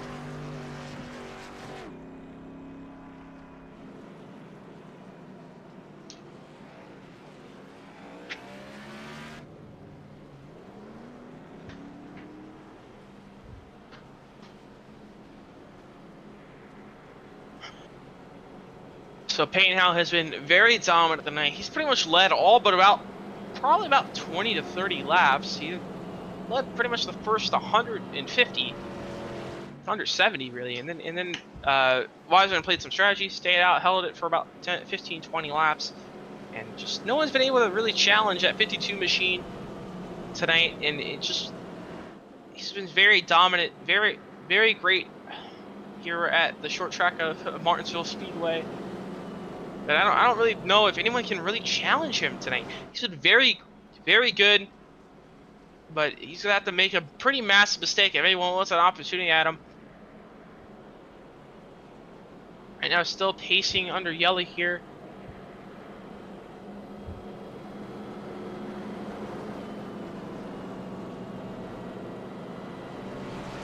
He's got 95 laps to go, or 55 minutes. Keep in mind, we do have that time limit based on the iRacing session. iRacing only lets you put in, well, iRacing lets you put in some time, but you do have to rent the server for leagues and those races. But right now, that shouldn't be a problem. We do have 55 minutes for 95 laps. There should be plenty of time, even if we do have a bunch of caution, run most of that under yellow. We should have plenty of time. And we shouldn't have to. Hopefully shouldn't have to shorten this race with the time. No one really wants to see that happen.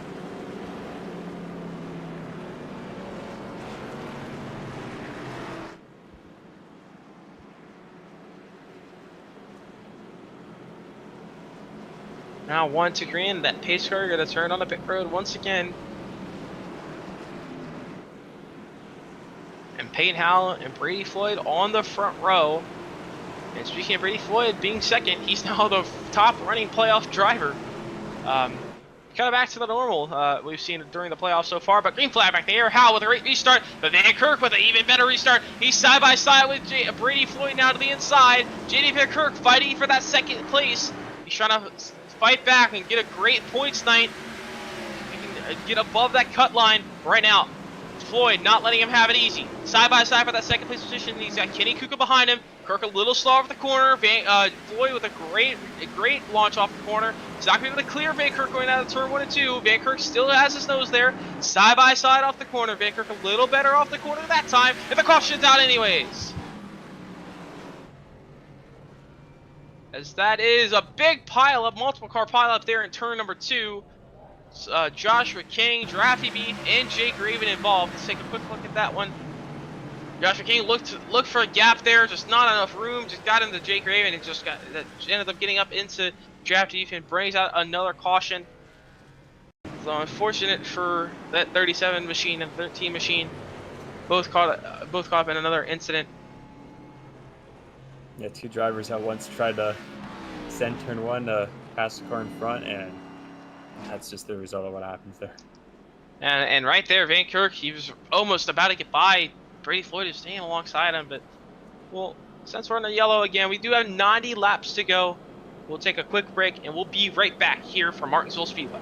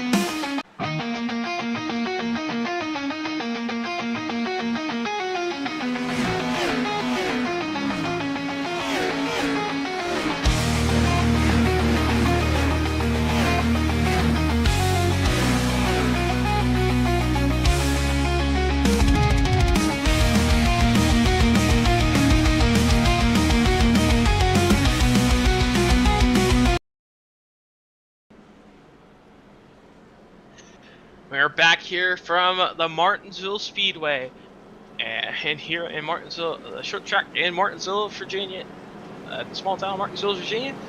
Right now it's been we're coming off turn with 1 lap to green. Then it's been a very dominant here from that 52 Premier Racing setup machine of Peyton Howe. There's no one's really been able to contest him here tonight, but he's got Brady Floyd along his outside, on his outside. He's got JD Van Kirk behind him, and he can go into that 4th place position.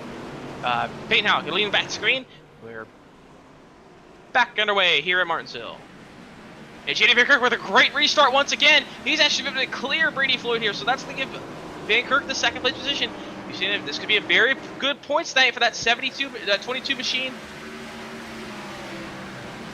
Right now, Brady Floyd, he's under attack from Jacob Wilson here, and but Jacob Wilson under attack from Michael Wiseman. Wiseman has a little bit of fresher tires. Oh, contact Fernandez got hit by was who it was.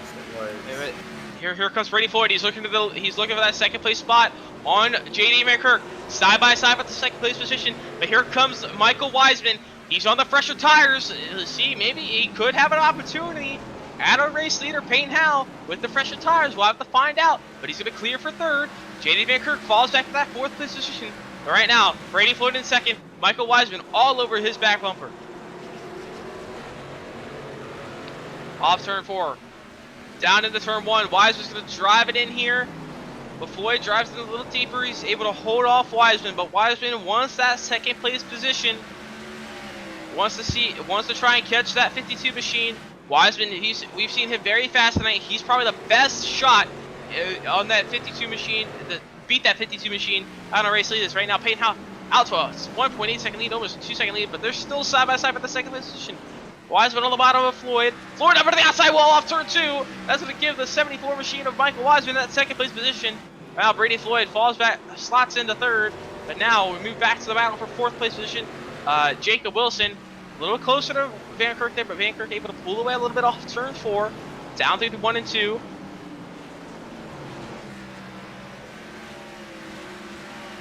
Van Kirk able to hold on. This is a very good night here for JD Van Kirk.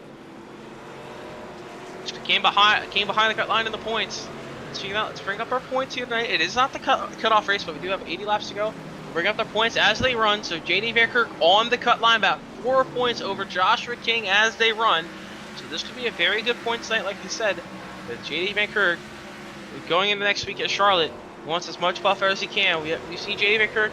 He's kind of been just outside that top 5 pretty much all season long in these races, and he was up there in those last couple of races that regular season, and he put a lot of work into the Roval, almost run the Roval, just the wind came up short there. He was able to point his way in after that race, Michigan, and he was able to get his way in.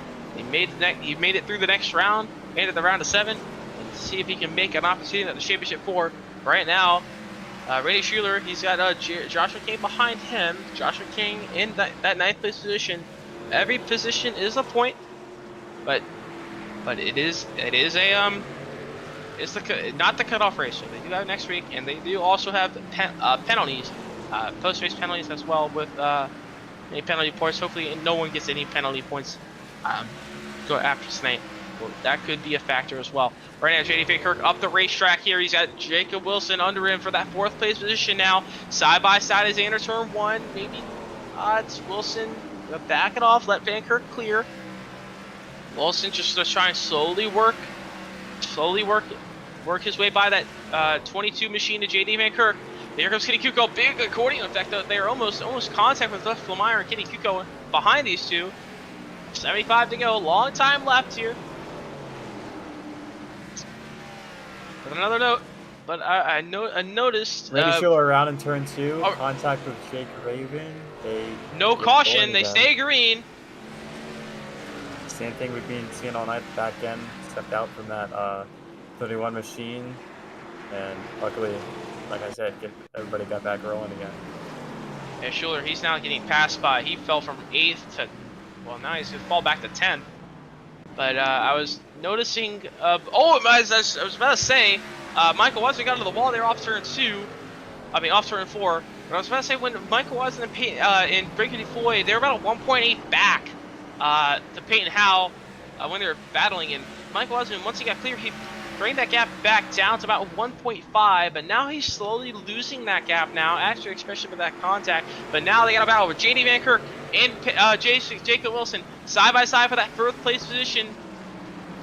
Down into turn 1, Wilson able to use that high lean to his advantage, penning down that JD Van Kirk. Van Kirk a little weaker off the exit. He's the slot in line behind Jacob Wilson now, and right in front of Kenny Kuko. Kenny Kuko will look around the outside of JD Van Kirk, not able to get the move done. But he's also got Jeff Lamar behind him, so just to keep an eye on him.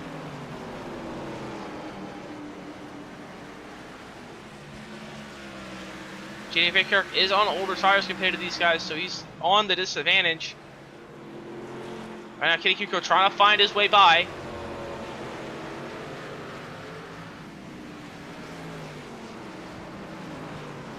Single file it out there. Kenny Kuko a lot better through the center of the corner compared to Van Kirk, and loses a little bit of time on entry, but able to roll more center speed and more exit speed than JD Van Kirk. He's got a good run here off turn 4. Will he be able to make a move into turn 1? He's going to look low. He's going to back it off earlier. See if Van Kirk overdrives it. Van Kirk able to park the bus on the exit. But Kuko is getting very close on these exits. Just doesn't have enough of a gap just to close that gap down. But right now, JD Van Kirk, he got a little on the curve there. Same with Kuko, and now Kuko might be on attack here from the 15 machine of Jeff Lemire. So, Van Kirk wide off the exit. Here they go, side by side. Kuko and Van Kirk, and Kuko's going to easily get by that 22 machine, and Van Kirk moves down to that 5th place position now. So Van Kirk, he's losing that time. The older tires really starting to hurt him.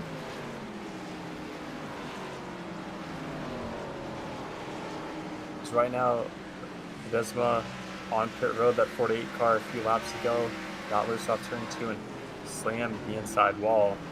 And then on that same lap, the 17 car, it's Joshua King, he spun in turn 3, did a half spin. Luckily, no caution for that.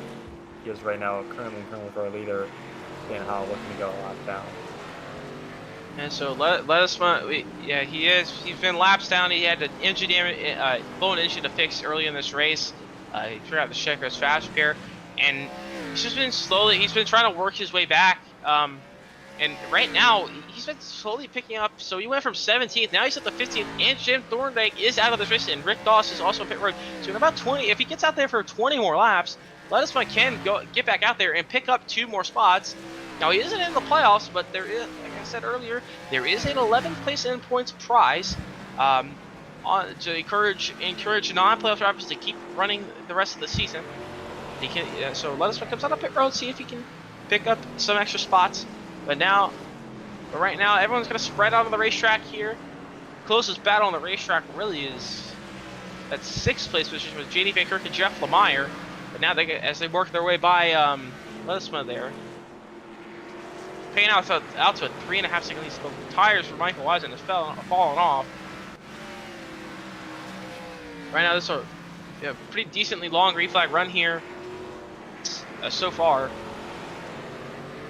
How in traffic was running the same prop times as Wiseman and Clean Air. So Kane got around 17. Joshua King got him by. Still actually did not run back for lap time as he usually ran. It's not by, but he's so fast. There's Wiseman up the track. Yeah, just overshot the corner. Nothing major there. He just definitely lost another, probably half a second to a second. Just painting out 4-second lead over 2nd place, and then another 7 seconds back to the 3rd place machine. Brady Floyd just tells you how dominant that 52 machine is tonight. And everybody wisely getting out of the way for race leader. Yeah, lap traffic being nice and considerate to the lead lap cars.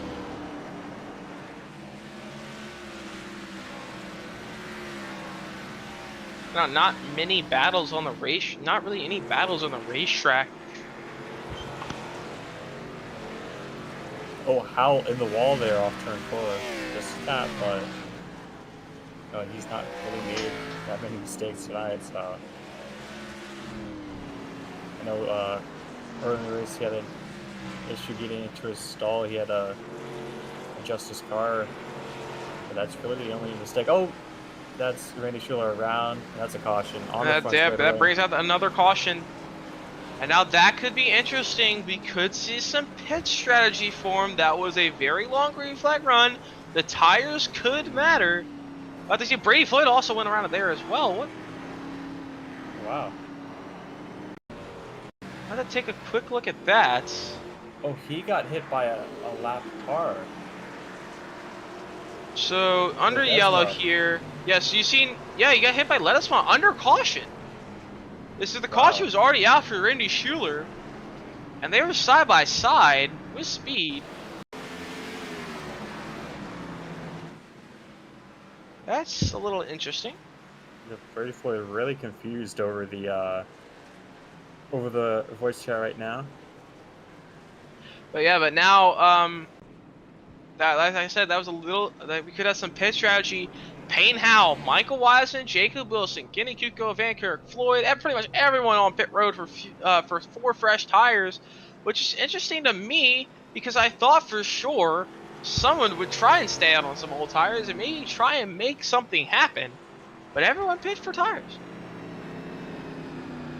See Joshua King there, he is in second, but he did just take the wave around, so or the free pass, so he will have to fall to the back of the field.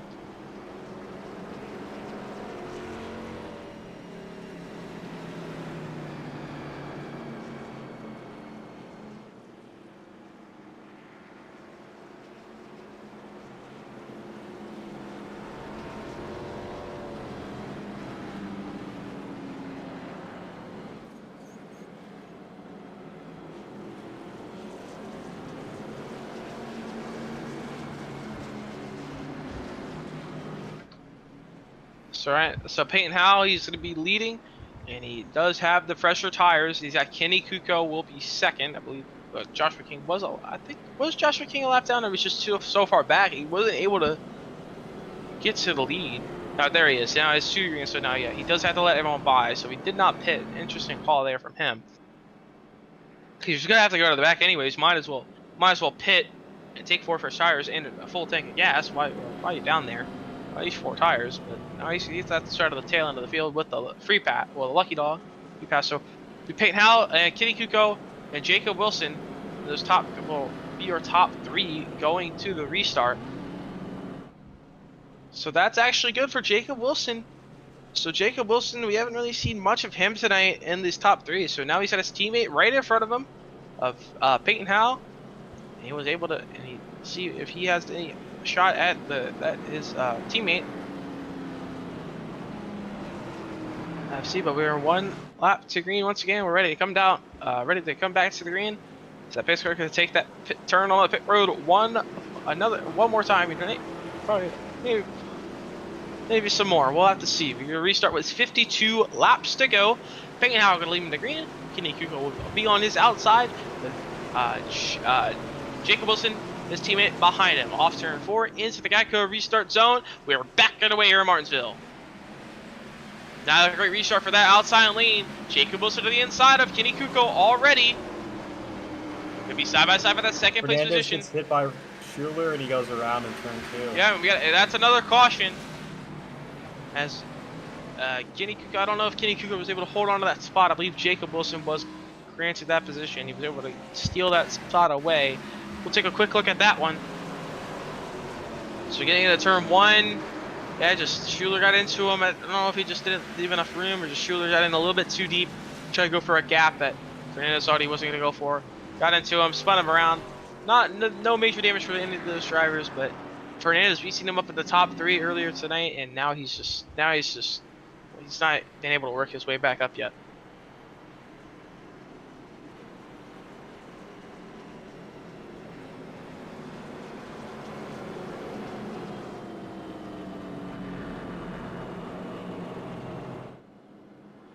So now we are down to 50 laps to go.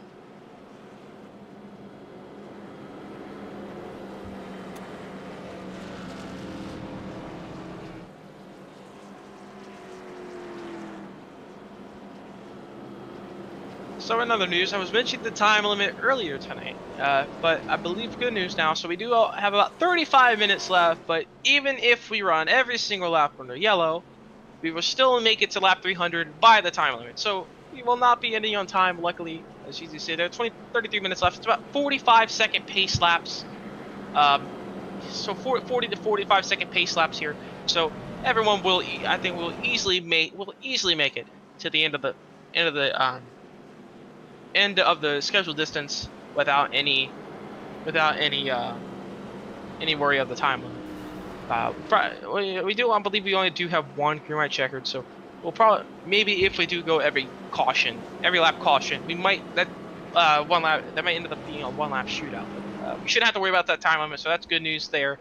So Peyton Howell, he's leading, and no one's really been able to challenge him tonight at all.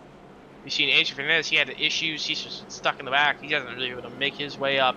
Brady Floyd, yeah, technical issues to start. He's slowly worked his way up, and then he pitted and he's stuck in the back. He had to spin under that last caution, the caution before. And now he's trying to work his way back up. Michael Wiseman up into the 4th place position. He started from 10th, went up to 3rd, got up at 2nd, had another incident, and then he's been working his way up. And he's now he's trying to find his way, see if he can steal this race win away from that 52 machine. But still 48 laps to go. We're coming to 47, and we'll restart with 46 here. I believe we're taking the one on the green. We're already lined up side by side. So we'll have one more lap of pacing before we go back green. 47 laps to go. 46 laps to go once we go green here from this half-mile short track in Martinsville, Virginia.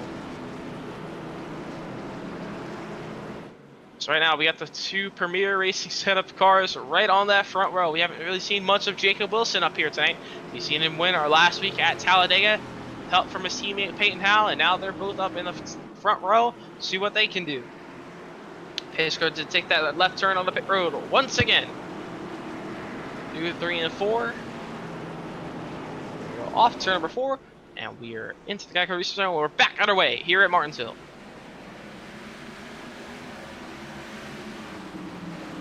Kuko had an opportunity there on the on that 2nd place position of Jacob Wilson. And now, and we get another caution off turn 2, the first lap. That's Drake Raven. Around off turn 4. I mean, off turn 2. Let's take a quick look at that. So, went to turn 1 and 2, overdrove the corner. Brady Floyd looked for the spot, and Brady Floyd got into the back of him, sent them around. He also got hit by Adrian Fernandez and took that front bumper back off. Hopefully that won't be too major damage. I believe he may have already took his fast pair. Yeah, it looked like a brand new car. We've seen him in incidents tonight, so I think he did already take his fast pair. So a little bit of damage to that 37 machine. He'll have to come down and fix that damage. Jake Raven, just tough night tonight so far. He was running up into that top 5 very early on in this race. I mean, it's been a long race. We've seen some drivers up in the top 5 since the first 50 laps, and they just got an incident. Just haven't found their way back up 200 laps later, and just having just a bad luck is just compounding on top of everything, and it just incident after incident after incident. Just can't find a break.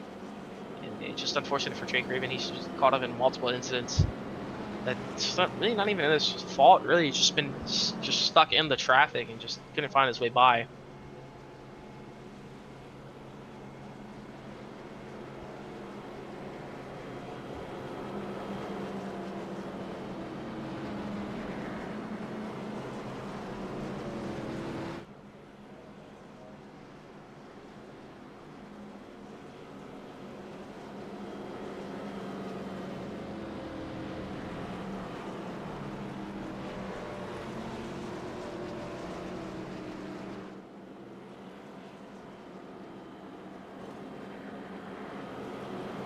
So currently Peyton Howell still leads the green here. He's led so many laps of this race tonight. Easily the most dominant driver. Just it's been a great big dominant performance. I mean, it's just, you can't really put it into the words how well he's been tonight, how perfect he's been tonight. Every issue, like, problem that's thrown at him, any incident that's thrown at him, just having to drive to the field after pit strategy, he's been able to overcome it and just get back to that race lead.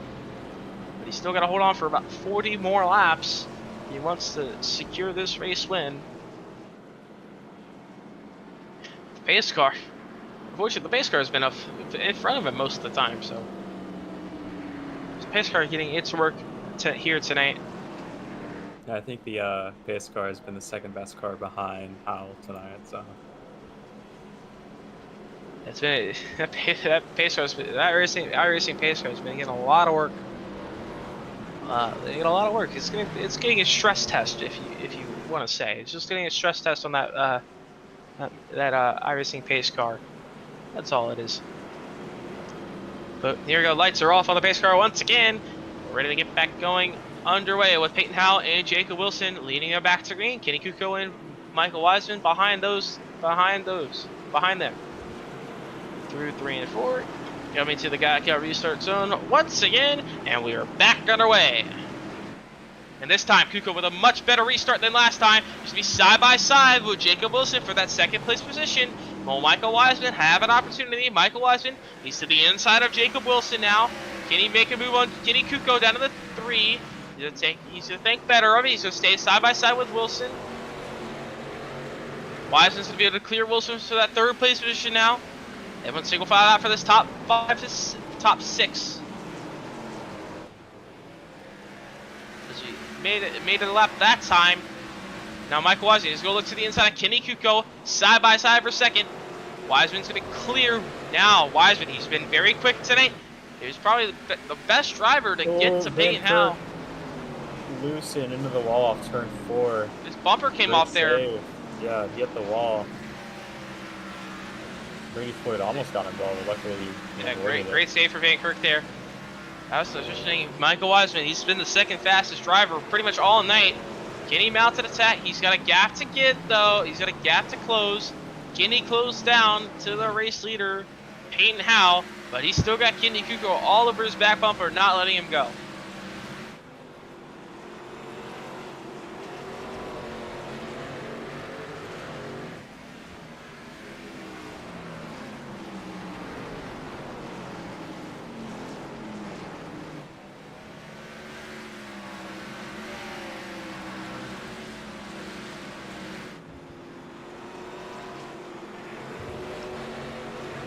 Right now, Michael Wiseman in the race lead. I mean, sorry, in second. Peyton Howe's in the race lead. Just that's how big of a gap he has. You think we're focusing on it when you're focusing on it? He has the race lead. But Michael Wiseman in 2nd. Kenny Kuko behind him in 3rd. With Jacob Wilson in 4th. These are 3 closest guys on the racetrack, I believe. Yeah, these are pretty much are.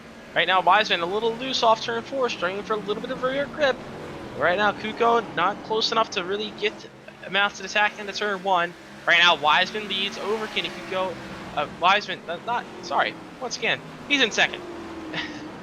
But he leads in 2nd, pretty much, over Kenny Kuko and Jacob Wilson. 1.8 second gap to the race leader of Peyton Howe.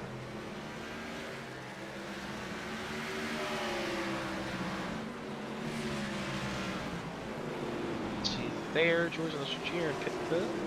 pit road.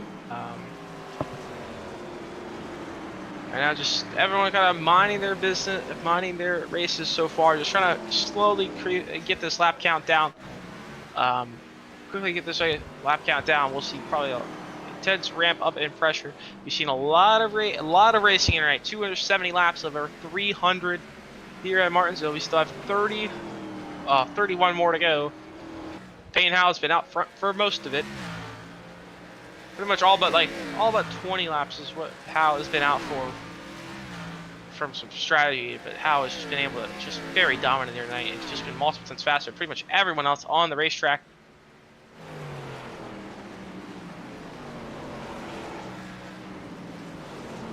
Right now, Michael Wiseman in 2nd. Kenny Kuko not letting him go. These steps starting to pull away a little bit. Wiseman kind of seems a little bit deep in the corner, kind of diamond in the corner a little bit compared to Kuko. We're just going to go rolling the center a lot better, backing up this corner, rolling the center, and getting a really good exit off. Adrian Fernandez trying to pass Brady Floyd for that 5th position. He got really loose in the turn 1 that last time by and almost spun it. Yeah, Adrian Fernandez, he was very quick tonight before he had his incident. Up in that top 3, and he's been trying to crawl his way back since.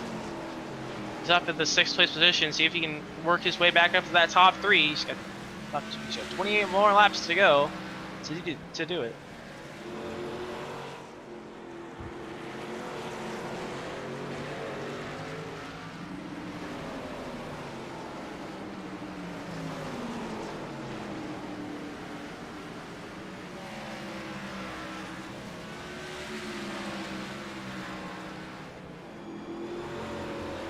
Right now, the 3 closest drivers on the racetrack are these top 2nd to 4th. Michael Wiseman, Kenny Kuko. Oh, Michael Wiseman deep into the corner. He goes up the racetrack. This gives opportunity for Kenny Kuko side by side for the 2nd place position. Wiseman's gonna try to fight on the outside, loose on the brakes again, and here comes Wilson. He's gonna take advantage of that. Kuko's clear for 2nd. Now that's going to give Wiseman fall back to third, but now Wilson, he couldn't find his way by Wiseman. So Wiseman slots into the third place position. And will Wilson have an opportunity at our second, third place car of Michael Wiseman? Michael Wiseman had a little bit of issues there blinking out.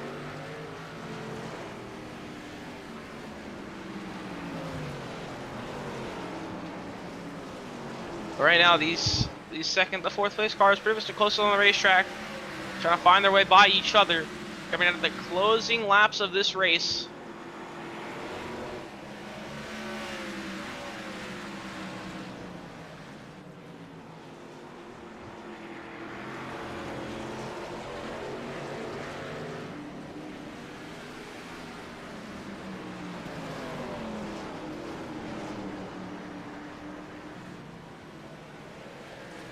Kenny Kuko holding on to second, but Michael Wiseman made that mistake and lost the spot, but he wants it back. He's putting that pressure on that 11 machine.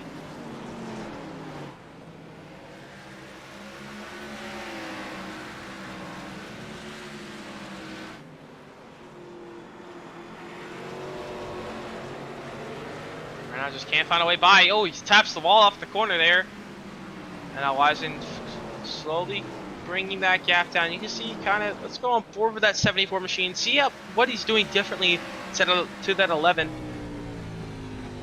So right now you see how he gets in there and kind of slides up the racetrack a little bit. Overdrive. Oh, yeah, caution! Caution on the racetrack. And we got a blown engine. That's in the pit road. Joshua King around. Yeah, Joshua King, blown engine off the corner. Let's take a quick look at that one. Oh, yes, we do have a car run behind him, a Randy Schuler as well. Let's take a quick look at Joshua King here. So, yeah, Randy Schuler, he spins it off the corner. He blows the engine on the, hitting the inside wall. And then Joshua King drives into the corner, too deep, loses the back end, overcorrects in the outside wall. So, two different incidents there. Joshua King, I believe he's already used his factor, so that's unfortunate for him. That might be his night over. You should have a lot of damage to fix in that with that machine. Wiseman's gonna follow him down a pit lane from that third spot. So that's an interesting call for Michael Wiseman. He's gonna try and get these fresh tires and maybe make it an opportunity to get to Payne Howell, but it's very. Howell's actually on pit road right now. So Payne Howell pit road 2. Kenny Kuko stays out. Jacob Wilson stays out. Brady Floyd, Fernandez, Lemire, Van Kirk, Draptebeef, and Wiseman. So interesting call from that 52 machine and the 74 machine to come down pit road and take another set of fresh tires. So, and also I did say King. I didn't think he had a fast pair. He does have a fast pair, so he's gonna still be in this race, but he will be one lap down. But that's an interesting call for Payne Howell. Wow, he did pit. I don't think why he pit. I guess it's kind of, I mean, it is a hard decision when you're leading late in the race, decent run on your tires. It's hard to make that call. Do you pit?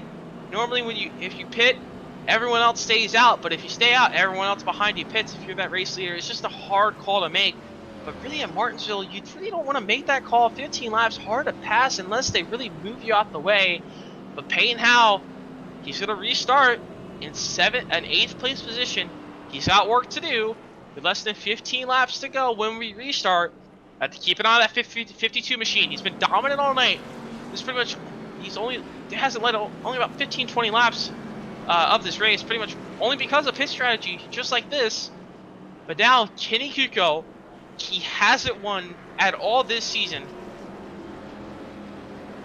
And he's been able to get his way through. Kenny Kuko won the regular season championship, and now he's in a prime position to take this race win. He's got to hold off multiple fast drivers. Another note, Adrian Fernandez, he's been fast tonight. Now he is in that 4th place position. Does he have an opportunity? But now we have the top 3. They're all playoff drivers. If they win this race, they lock into the championship 4. So so there's our point standings. Brady Floyd in the points lead, well, like we've seen pretty much all playoffs so far. But JD Van Kirk on the cut line, 2 over Joshua King, and 10 over Jake Raven and a lot over Randy Schuler. So Randy Schuler going to have to go in the next week at Charlotte, probably hoping to win that race. What, we have 1 to go. And right now, Kenny Kuko, he moves up to second. But if he does win, that would put him in first because he would have the playoff berth clinch for the championship 4. So Kenny Kuko trying to seal the deal. He's going to restart. 14 laps to go. He's going to hold off Peyton Howell, Michael Wiseman, a few spots behind him. 14 laps to go. We're back on the way. Great restart for that inside lane. That's going to hurt Peyton Howell in the back. Contact in the back between big stack up. Jeff Beef deep into the corner. He's going to get to the Jacob Wilson. Peyton Howell's involved. Multiple cars involved in turn 1. That's going to be multiple damage for multiple cars that were very big contenders. Adrian Fernandez involved as well. Jacob Wilson involved. We had Peyton Howell involved as well. Big contact there. You see Drafty Beef deep into the corner. Gets into Jacob Wilson. Right, and that collects Adrian Fernandez. Now Peyton Howell, he did have damage. He did get involved, but doesn't look that bad damage. Actually, he is missing that back end. Has a little bit of right front damage. This could be big for Peyton Howell. He's got damage to battle with. He will be 5th. I'm assuming he will stay out. But that changes everything. You see how Peyton Howell, he stayed out. I mean, he pitted for 4 fresh tires, tried something different, thought everyone else would pit if he stayed out, and now he got caught up in an incident very late in this race, and now he's got to work with damage from the back, from about 7th now. And now Adrian Fernandez, he also had damage. Adrian Fernandez is going to pit as well. He's going to pit now. But that's going to put Michael Wiseman in front of Peyton Howell. They're going to be 5th and 6th now. So now Drafty Beef, Lemire, Floyd, and Kuko are going to be the top 4. And we're going to restart with less than 10 to go.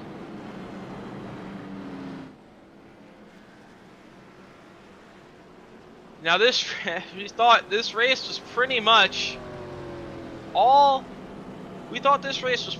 settled by Peyton Howell.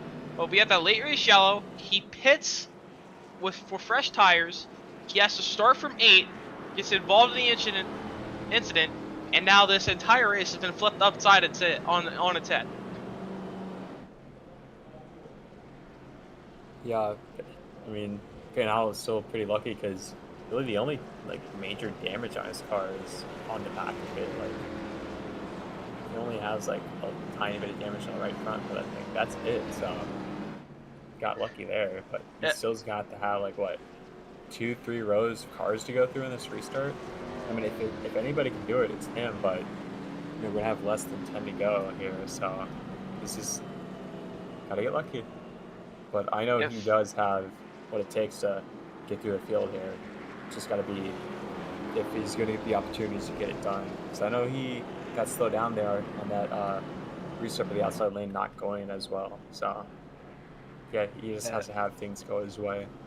Yeah, fortunately for him, this car a little less aero dependent, especially at Martinsville. Well, kind of the recent update with the trucks and everything, any rear damage, a lot of downforce has been taken out of the truck. Any rear damage, it kind of makes you really loose and really hard to control. But with this car, it's not really like that. He's going to have less downforce on that car. We'll see how it affects him. He does have that right front damage. He's got to restart from 6th. He's got to hope this probably stays green so we can get as much time as he can of passing drivers. The pace car go off. We're going to restart with 8 laps to go. Kenny Kuko, Brady Floyd on the front row. Into the guy zone. Green flag back in the air. Kuko with a great restart. Brady Floyd with a little bit of wheel spin, but wrecking again. Jeff Lemire goes around on the restart. Drafty Beef involved as well. Caution is out again with 8 laps to go. And we're gonna restart with very little laps left now. But that's going to put Peyton Howell in 3rd place. Into the 3rd place position as Michael Wiseman got held up with that, and he also lost a spot. Well, Howell got so lucky not to be clipped there in turn. Things went his way there, like I said. That needed to. Yeah, let's take a quick look at that. Yep, Lemire just wheel spin on the start, collects a couple drivers. Let's get another look here. So he gets on the green, gets on the gas, spins the tires on the old tires, up into the Drafty Beef. Payton Howell almost involved. Payton Howell with a great restart was able to get the outside of drafting beat before he even got to the line. And he was able to get in front of Michael Wiseman. So Payton Howell and Michael Wiseman are 3rd and 4th. They're on 4 fresh tires to compare to their top 2 of Kenny Kuko and Brady Floyd. Floyd, he's won 5 races this season with the regular season. He's won Texas. He's won Texas. He's won, and well, I mean, I just have to go back and look because I mean, he's won Texas. He's won the All-Star race. He's won Darlington. He's won well, Charlotte. He's not Charlotte. Sorry. That's Las Vegas. Well, no. I have to. That's the roll. So yeah. So Charlotte roll. Yeah, I was right. Charlotte. So he's won Charlotte. He's won the Charlotte Roval. I don't even remember the schedule. He's won Michigan. He's won Phoenix, and he came short. And he came short at last week at Talladega. Got caught up in that last track wreck. So he won 4 races in a row. Regular season races in a row. Well, not really regular season, but just one was the playoffs. But 5 in a row, including the All-Star race, and then he also won Texas. So Brady Floyd has won 5 points races this season, and now he's got an opportunity to win a 6th. But he's got to hold off the fast Payton Howell, dominant all night. He's got to hold off Michael Wiseman. Michael Wiseman's been the best opportunity of beating Payton Howell, but they got to get through Kenny Kuko to the green. We will have an in-regulation green-white checkered, so they have 2 attempts here to go 1 lap to get back to the white flag and make it to the end. Now, can they make it to the white this time? If they make it to the white, there will be no more cautions. The race must finish on the green. In iRacing, no cautions on the white flag. So the white flag, and an incident happens, they keep racing. But Payton Howell, he's got damage fresh from that last wreck. Not the last wreck, but the wreck before it, with Drafty and Jacob Wilson. But now, Payton Howell, he's in a prime opportunity. Right on second on that inside lane in that 3rd place position. He can get a great restart. He has an opportunity. Do you think that? Another question. A more bump and run here. It's a short track. Do you think that 52 machine puts the bumper to the 11? Would not be surprised if he does, but also something to note is the outside lane has not been getting good restarts through the inside lane all race. So I think there's a possibility Howell clears Brady Floyd on the restart. So we'll see. Yeah, we'll have to see. Coming to the restart zone. 2 laps to go. Green flag back in the air. Howell, he gives the shove to Kuko. Contact between Floyd and Howell, but Howell's going to dive into the deep. He's going to lock up the left front tire. Here comes Wiseman. He's going to the inside with Howell. Side by side for second as Kuko pulls away. Kuko's on on older tires, but Wiseman to the inside. They're going to make contact with Howell. Wiseman up the racetrack. This battle is going to let Kuko pull away. White flag. 1 lap to go. Kuko pulls away. They're contact for second, side by side with Howell and Wiseman. They're door banging for second, but Kuko hasn't had the chance to win all season. Has multiple issues, but Wiseman's going to rally behind him. But more importantly, off the final corner, Kenny Kuko will finally get it done. He will win at Martinsville and lock himself into the championship floor at Homestead. Howell tried the bump and run on Wiseman in turn 3, and it just took Wiseman out there. He's going to finish all the way in the 10th, it's going to be the 8th position. A chaotic finish to a chaotic race. 300 laps, and it comes down to Kenny Kuko finally sealing the deal. Came short multiple times this season. Came short at Texas. Had internet issues at the season opener at Iowa. Had internet issues with multiple races. Kenny Kuko, multiple issues. Could not just pull it off. It had the pit road penalty at Michigan. It just multiple pitfalls every single race. Finally, Kenny Kuko in the 11 machine, he gets it done in an important part of the season where he can lock himself in to the championship floor. As you can tell just how excited he is, burning it down. Kenny Kuko gets it done will lock himself in the championship 4, held off Peyton Howe on the final restart with Peyton Howe on the fresh tires. Kenny Kuko gets it done. And we'll be right back with our top 3 interviews when we come back here from Martinsville Speedway.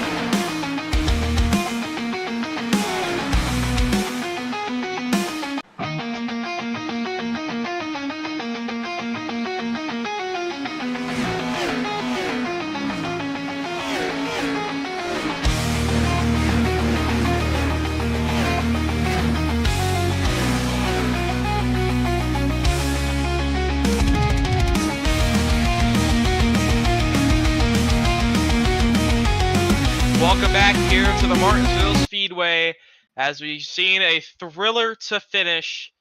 We'll bring in our top 3. Kenny Kuko. Kenny Kuko, our race winner, came short. Multiple races had the issue at Michigan with the pit strategy, internet issues with Iowa. Just came short multiple times this season. You finally get it done. How does it feel? I'm excited. It definitely takes the sting away from, how awful of a showing we as a group had today. That was a very long race, but man, that's long overdue. As you said, I made so many mistakes. Could have probably had 3 or 4 wins by now, but yeah, I'm excited. That was awesome. I'm glad it all kind of went my way for once and didn't mess up on pit road, had the right strategy for once, and it all came together. Yeah, so and that with that win, you lock into the championship 4. What does that bring going into Charlotte next week that you don't really have to worry about having a bad race next week and having, internet issues like we've seen a lot, just unfortunate internet issues. You've had a lot of those this season. But what does that mindset bring going into next week at Charlotte, knowing that you're locked in for the Homestead and what you plan to do there? Oh, that's it's huge. It's all focused on Homestead now.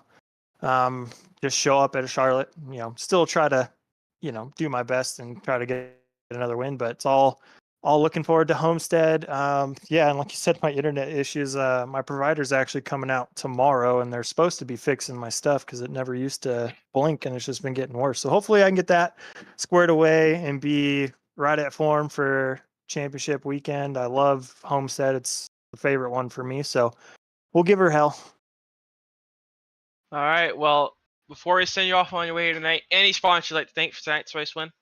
Yeah, I'd like got to thank H&W Electrical, our title sponsor. They've been huge for us this year. Appreciate you guys for hanging in there tonight. That was a brutal, brutal race.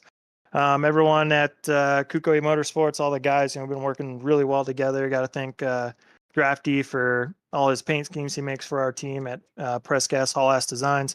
And again, Drafty and JD for what they helped me with on running this league. And again, appreciate you guys as well. All right. Well, congrats on the win. We'll see you next week at Charlotte. Yep. Have a good week, guys. That was our race winner, Kenny Kuka. We'll bring in our second place finisher, Paint How. Second place at Talladega, second place here tonight.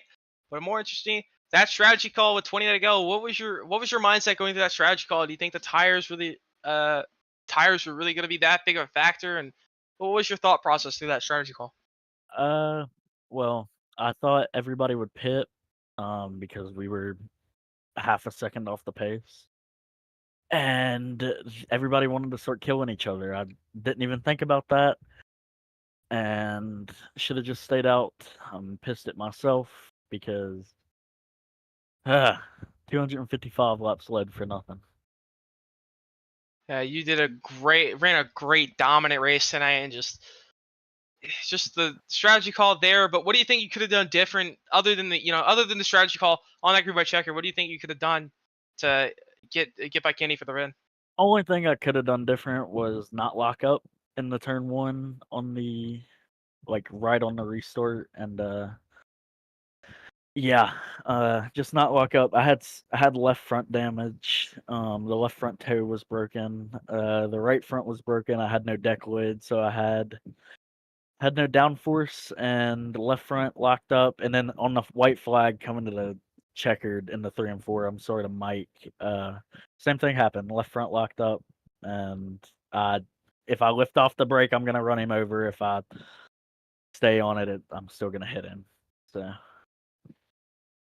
Just unfortunate that you couldn't get that win. You had a great dominant performance. You did a great job tonight. But before you off on your way, any special thanks for tonight's second place finish?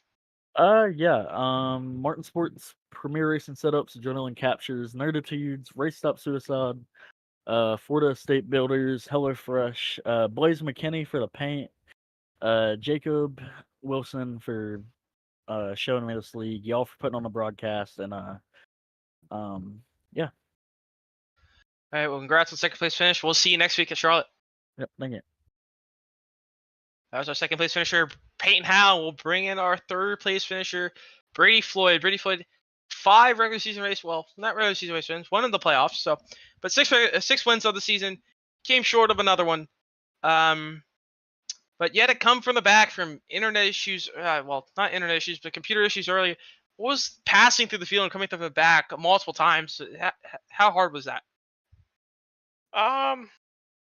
Well, I was pretty good on the restarts, and then I was pretty good on the long runs. I didn't really have much on those intermediate runs, which kind of sucked because it felt like we got more of those than the really long runs. And I mean, it was a rough race starting from essentially 2 laps down, just trying to fight for some track position. I think I had put myself in a good spot at one point, and then immediately sped too much on pit road, and I think got a holding penalty. So I essentially had to do what I did twice, and found myself in a decent spot, and I think I might have been able to win the race, given that I would have been in the lead for track position between me, Kenny, and those guys. And then I got wrecked under yellow, so not really sure what happened there.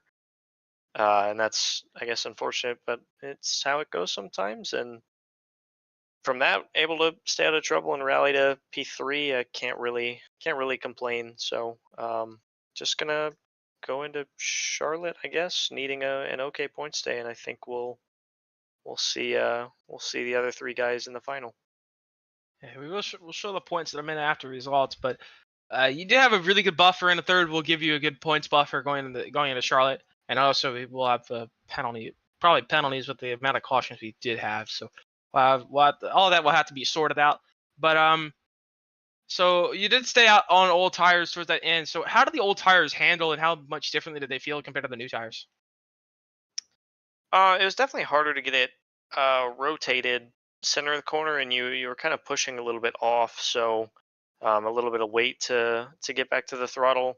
It was okay if you were running by yourself, but in traffic, especially if you were the guy on older tires on the outside, it was a lot harder to hold on. So I think thankfully I didn't have to at least in those scenarios. I don't think I had to worry too much on the outside, but yeah, it was definitely rougher for the guys on older tires on the outside. So Well, congrats on the third place finish. But before you send it off on your way, any sponsors that you thank for tonight's third place finish?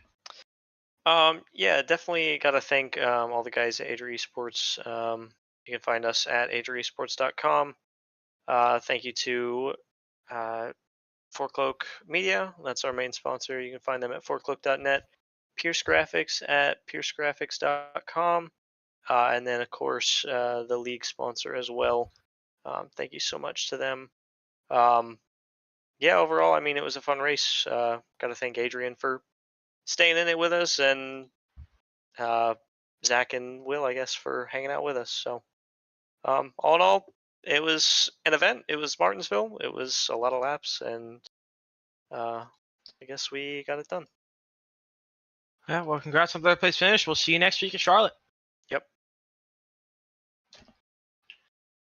So the third place finisher, Brady Floyd, and he's going to be a good points buffer in. We'll take a look at that. But right before we do that, we'll take a quick look at we'll run out our finishing order here tonight at the Martinsville Speedway. Kenny Kuko finally gets that race win after many pitfalls throughout the season. He gets it done here at Martinsville. Payne Howell dominant all night, 255 laps led tonight, and he just came short of the second position. Brady Floyd rounds out our top three. We are his teammate Adrian Fernandez right behind him, and rounding out our top five, Jake Raven in tonight. J.E. Kirk will be sixth. It could be a good point site for him. Joshua King will be seventh. Michael Wiseman rounds in eighth, and rounds out our lead lap finishers. Jacob Wilson will be ninth. Track to Beef rounds out our top 10. And Jeff Lemire will be 11th. Randy Schuler, 12th. Joseph Mitchell Jr., 13th. Rick Doss, 14th. Jim Thordyke rounding out our 15th place, top 15. Unfortunate for him, but well, he missed the playoffs. This round of the playoffs, so he wasn't able to get good points today for the rest. But Mids here in 16th. Joshua Miles, 17th. And rounding out our field tonight of 18 cars, Marty White, 285 laps down. And we'll bring in our point standings after the finish. So these are our point standings here. Brady Floyd on the top, but that will be bumped down because Kenny Kuko is advanced. But Brady Floyd will end up having more playoff points. But but everyone will be wiped clean slate next week. So playoff points really don't matter after into the championship 4. Kenny Kuko, he's going to be on top with Brady Floyd in second. Joshua King in Jake Raven third and fourth. 2-point difference between him and Jake Raven on the cut line. 2 points over JD Van Kirk going into Charlotte next week. That could be an interesting battle going into the next week's points. And Jacob Wilson only 1 point behind Van Kirk. So, and Randy Schuler probably going to be in a must-win situation if he wants to make the championship 4 next week after next week at Charlotte. So that's our points picture, playoff picture going into next week. But they do have penalties, post-race penalties with caution, so that could change a little bit. We'll have that updated for you next week when we go in. But overall, a great chaotic race tonight. A very long race, 300 laps. Took 2 hours and 25 minutes. A long race. Thank you all for sticking out and watching it all along with us. We'll see you all Saturday for the Bolt Racing League. Well, let's bring that up for the Bolt Racing League at Bristol Dirt at 9:30 p.m. Eastern, and it will be here next week at Charlotte Motor Speedway at 8:20 p.m. Eastern for a top-tier racing HW Electrical Series at race 13 at Charlotte. But, overall, great race here tonight. I'm Aaron Brown. I'm signing off here tonight from Martinsville, Virginia, and we'll see you next week at Charlotte.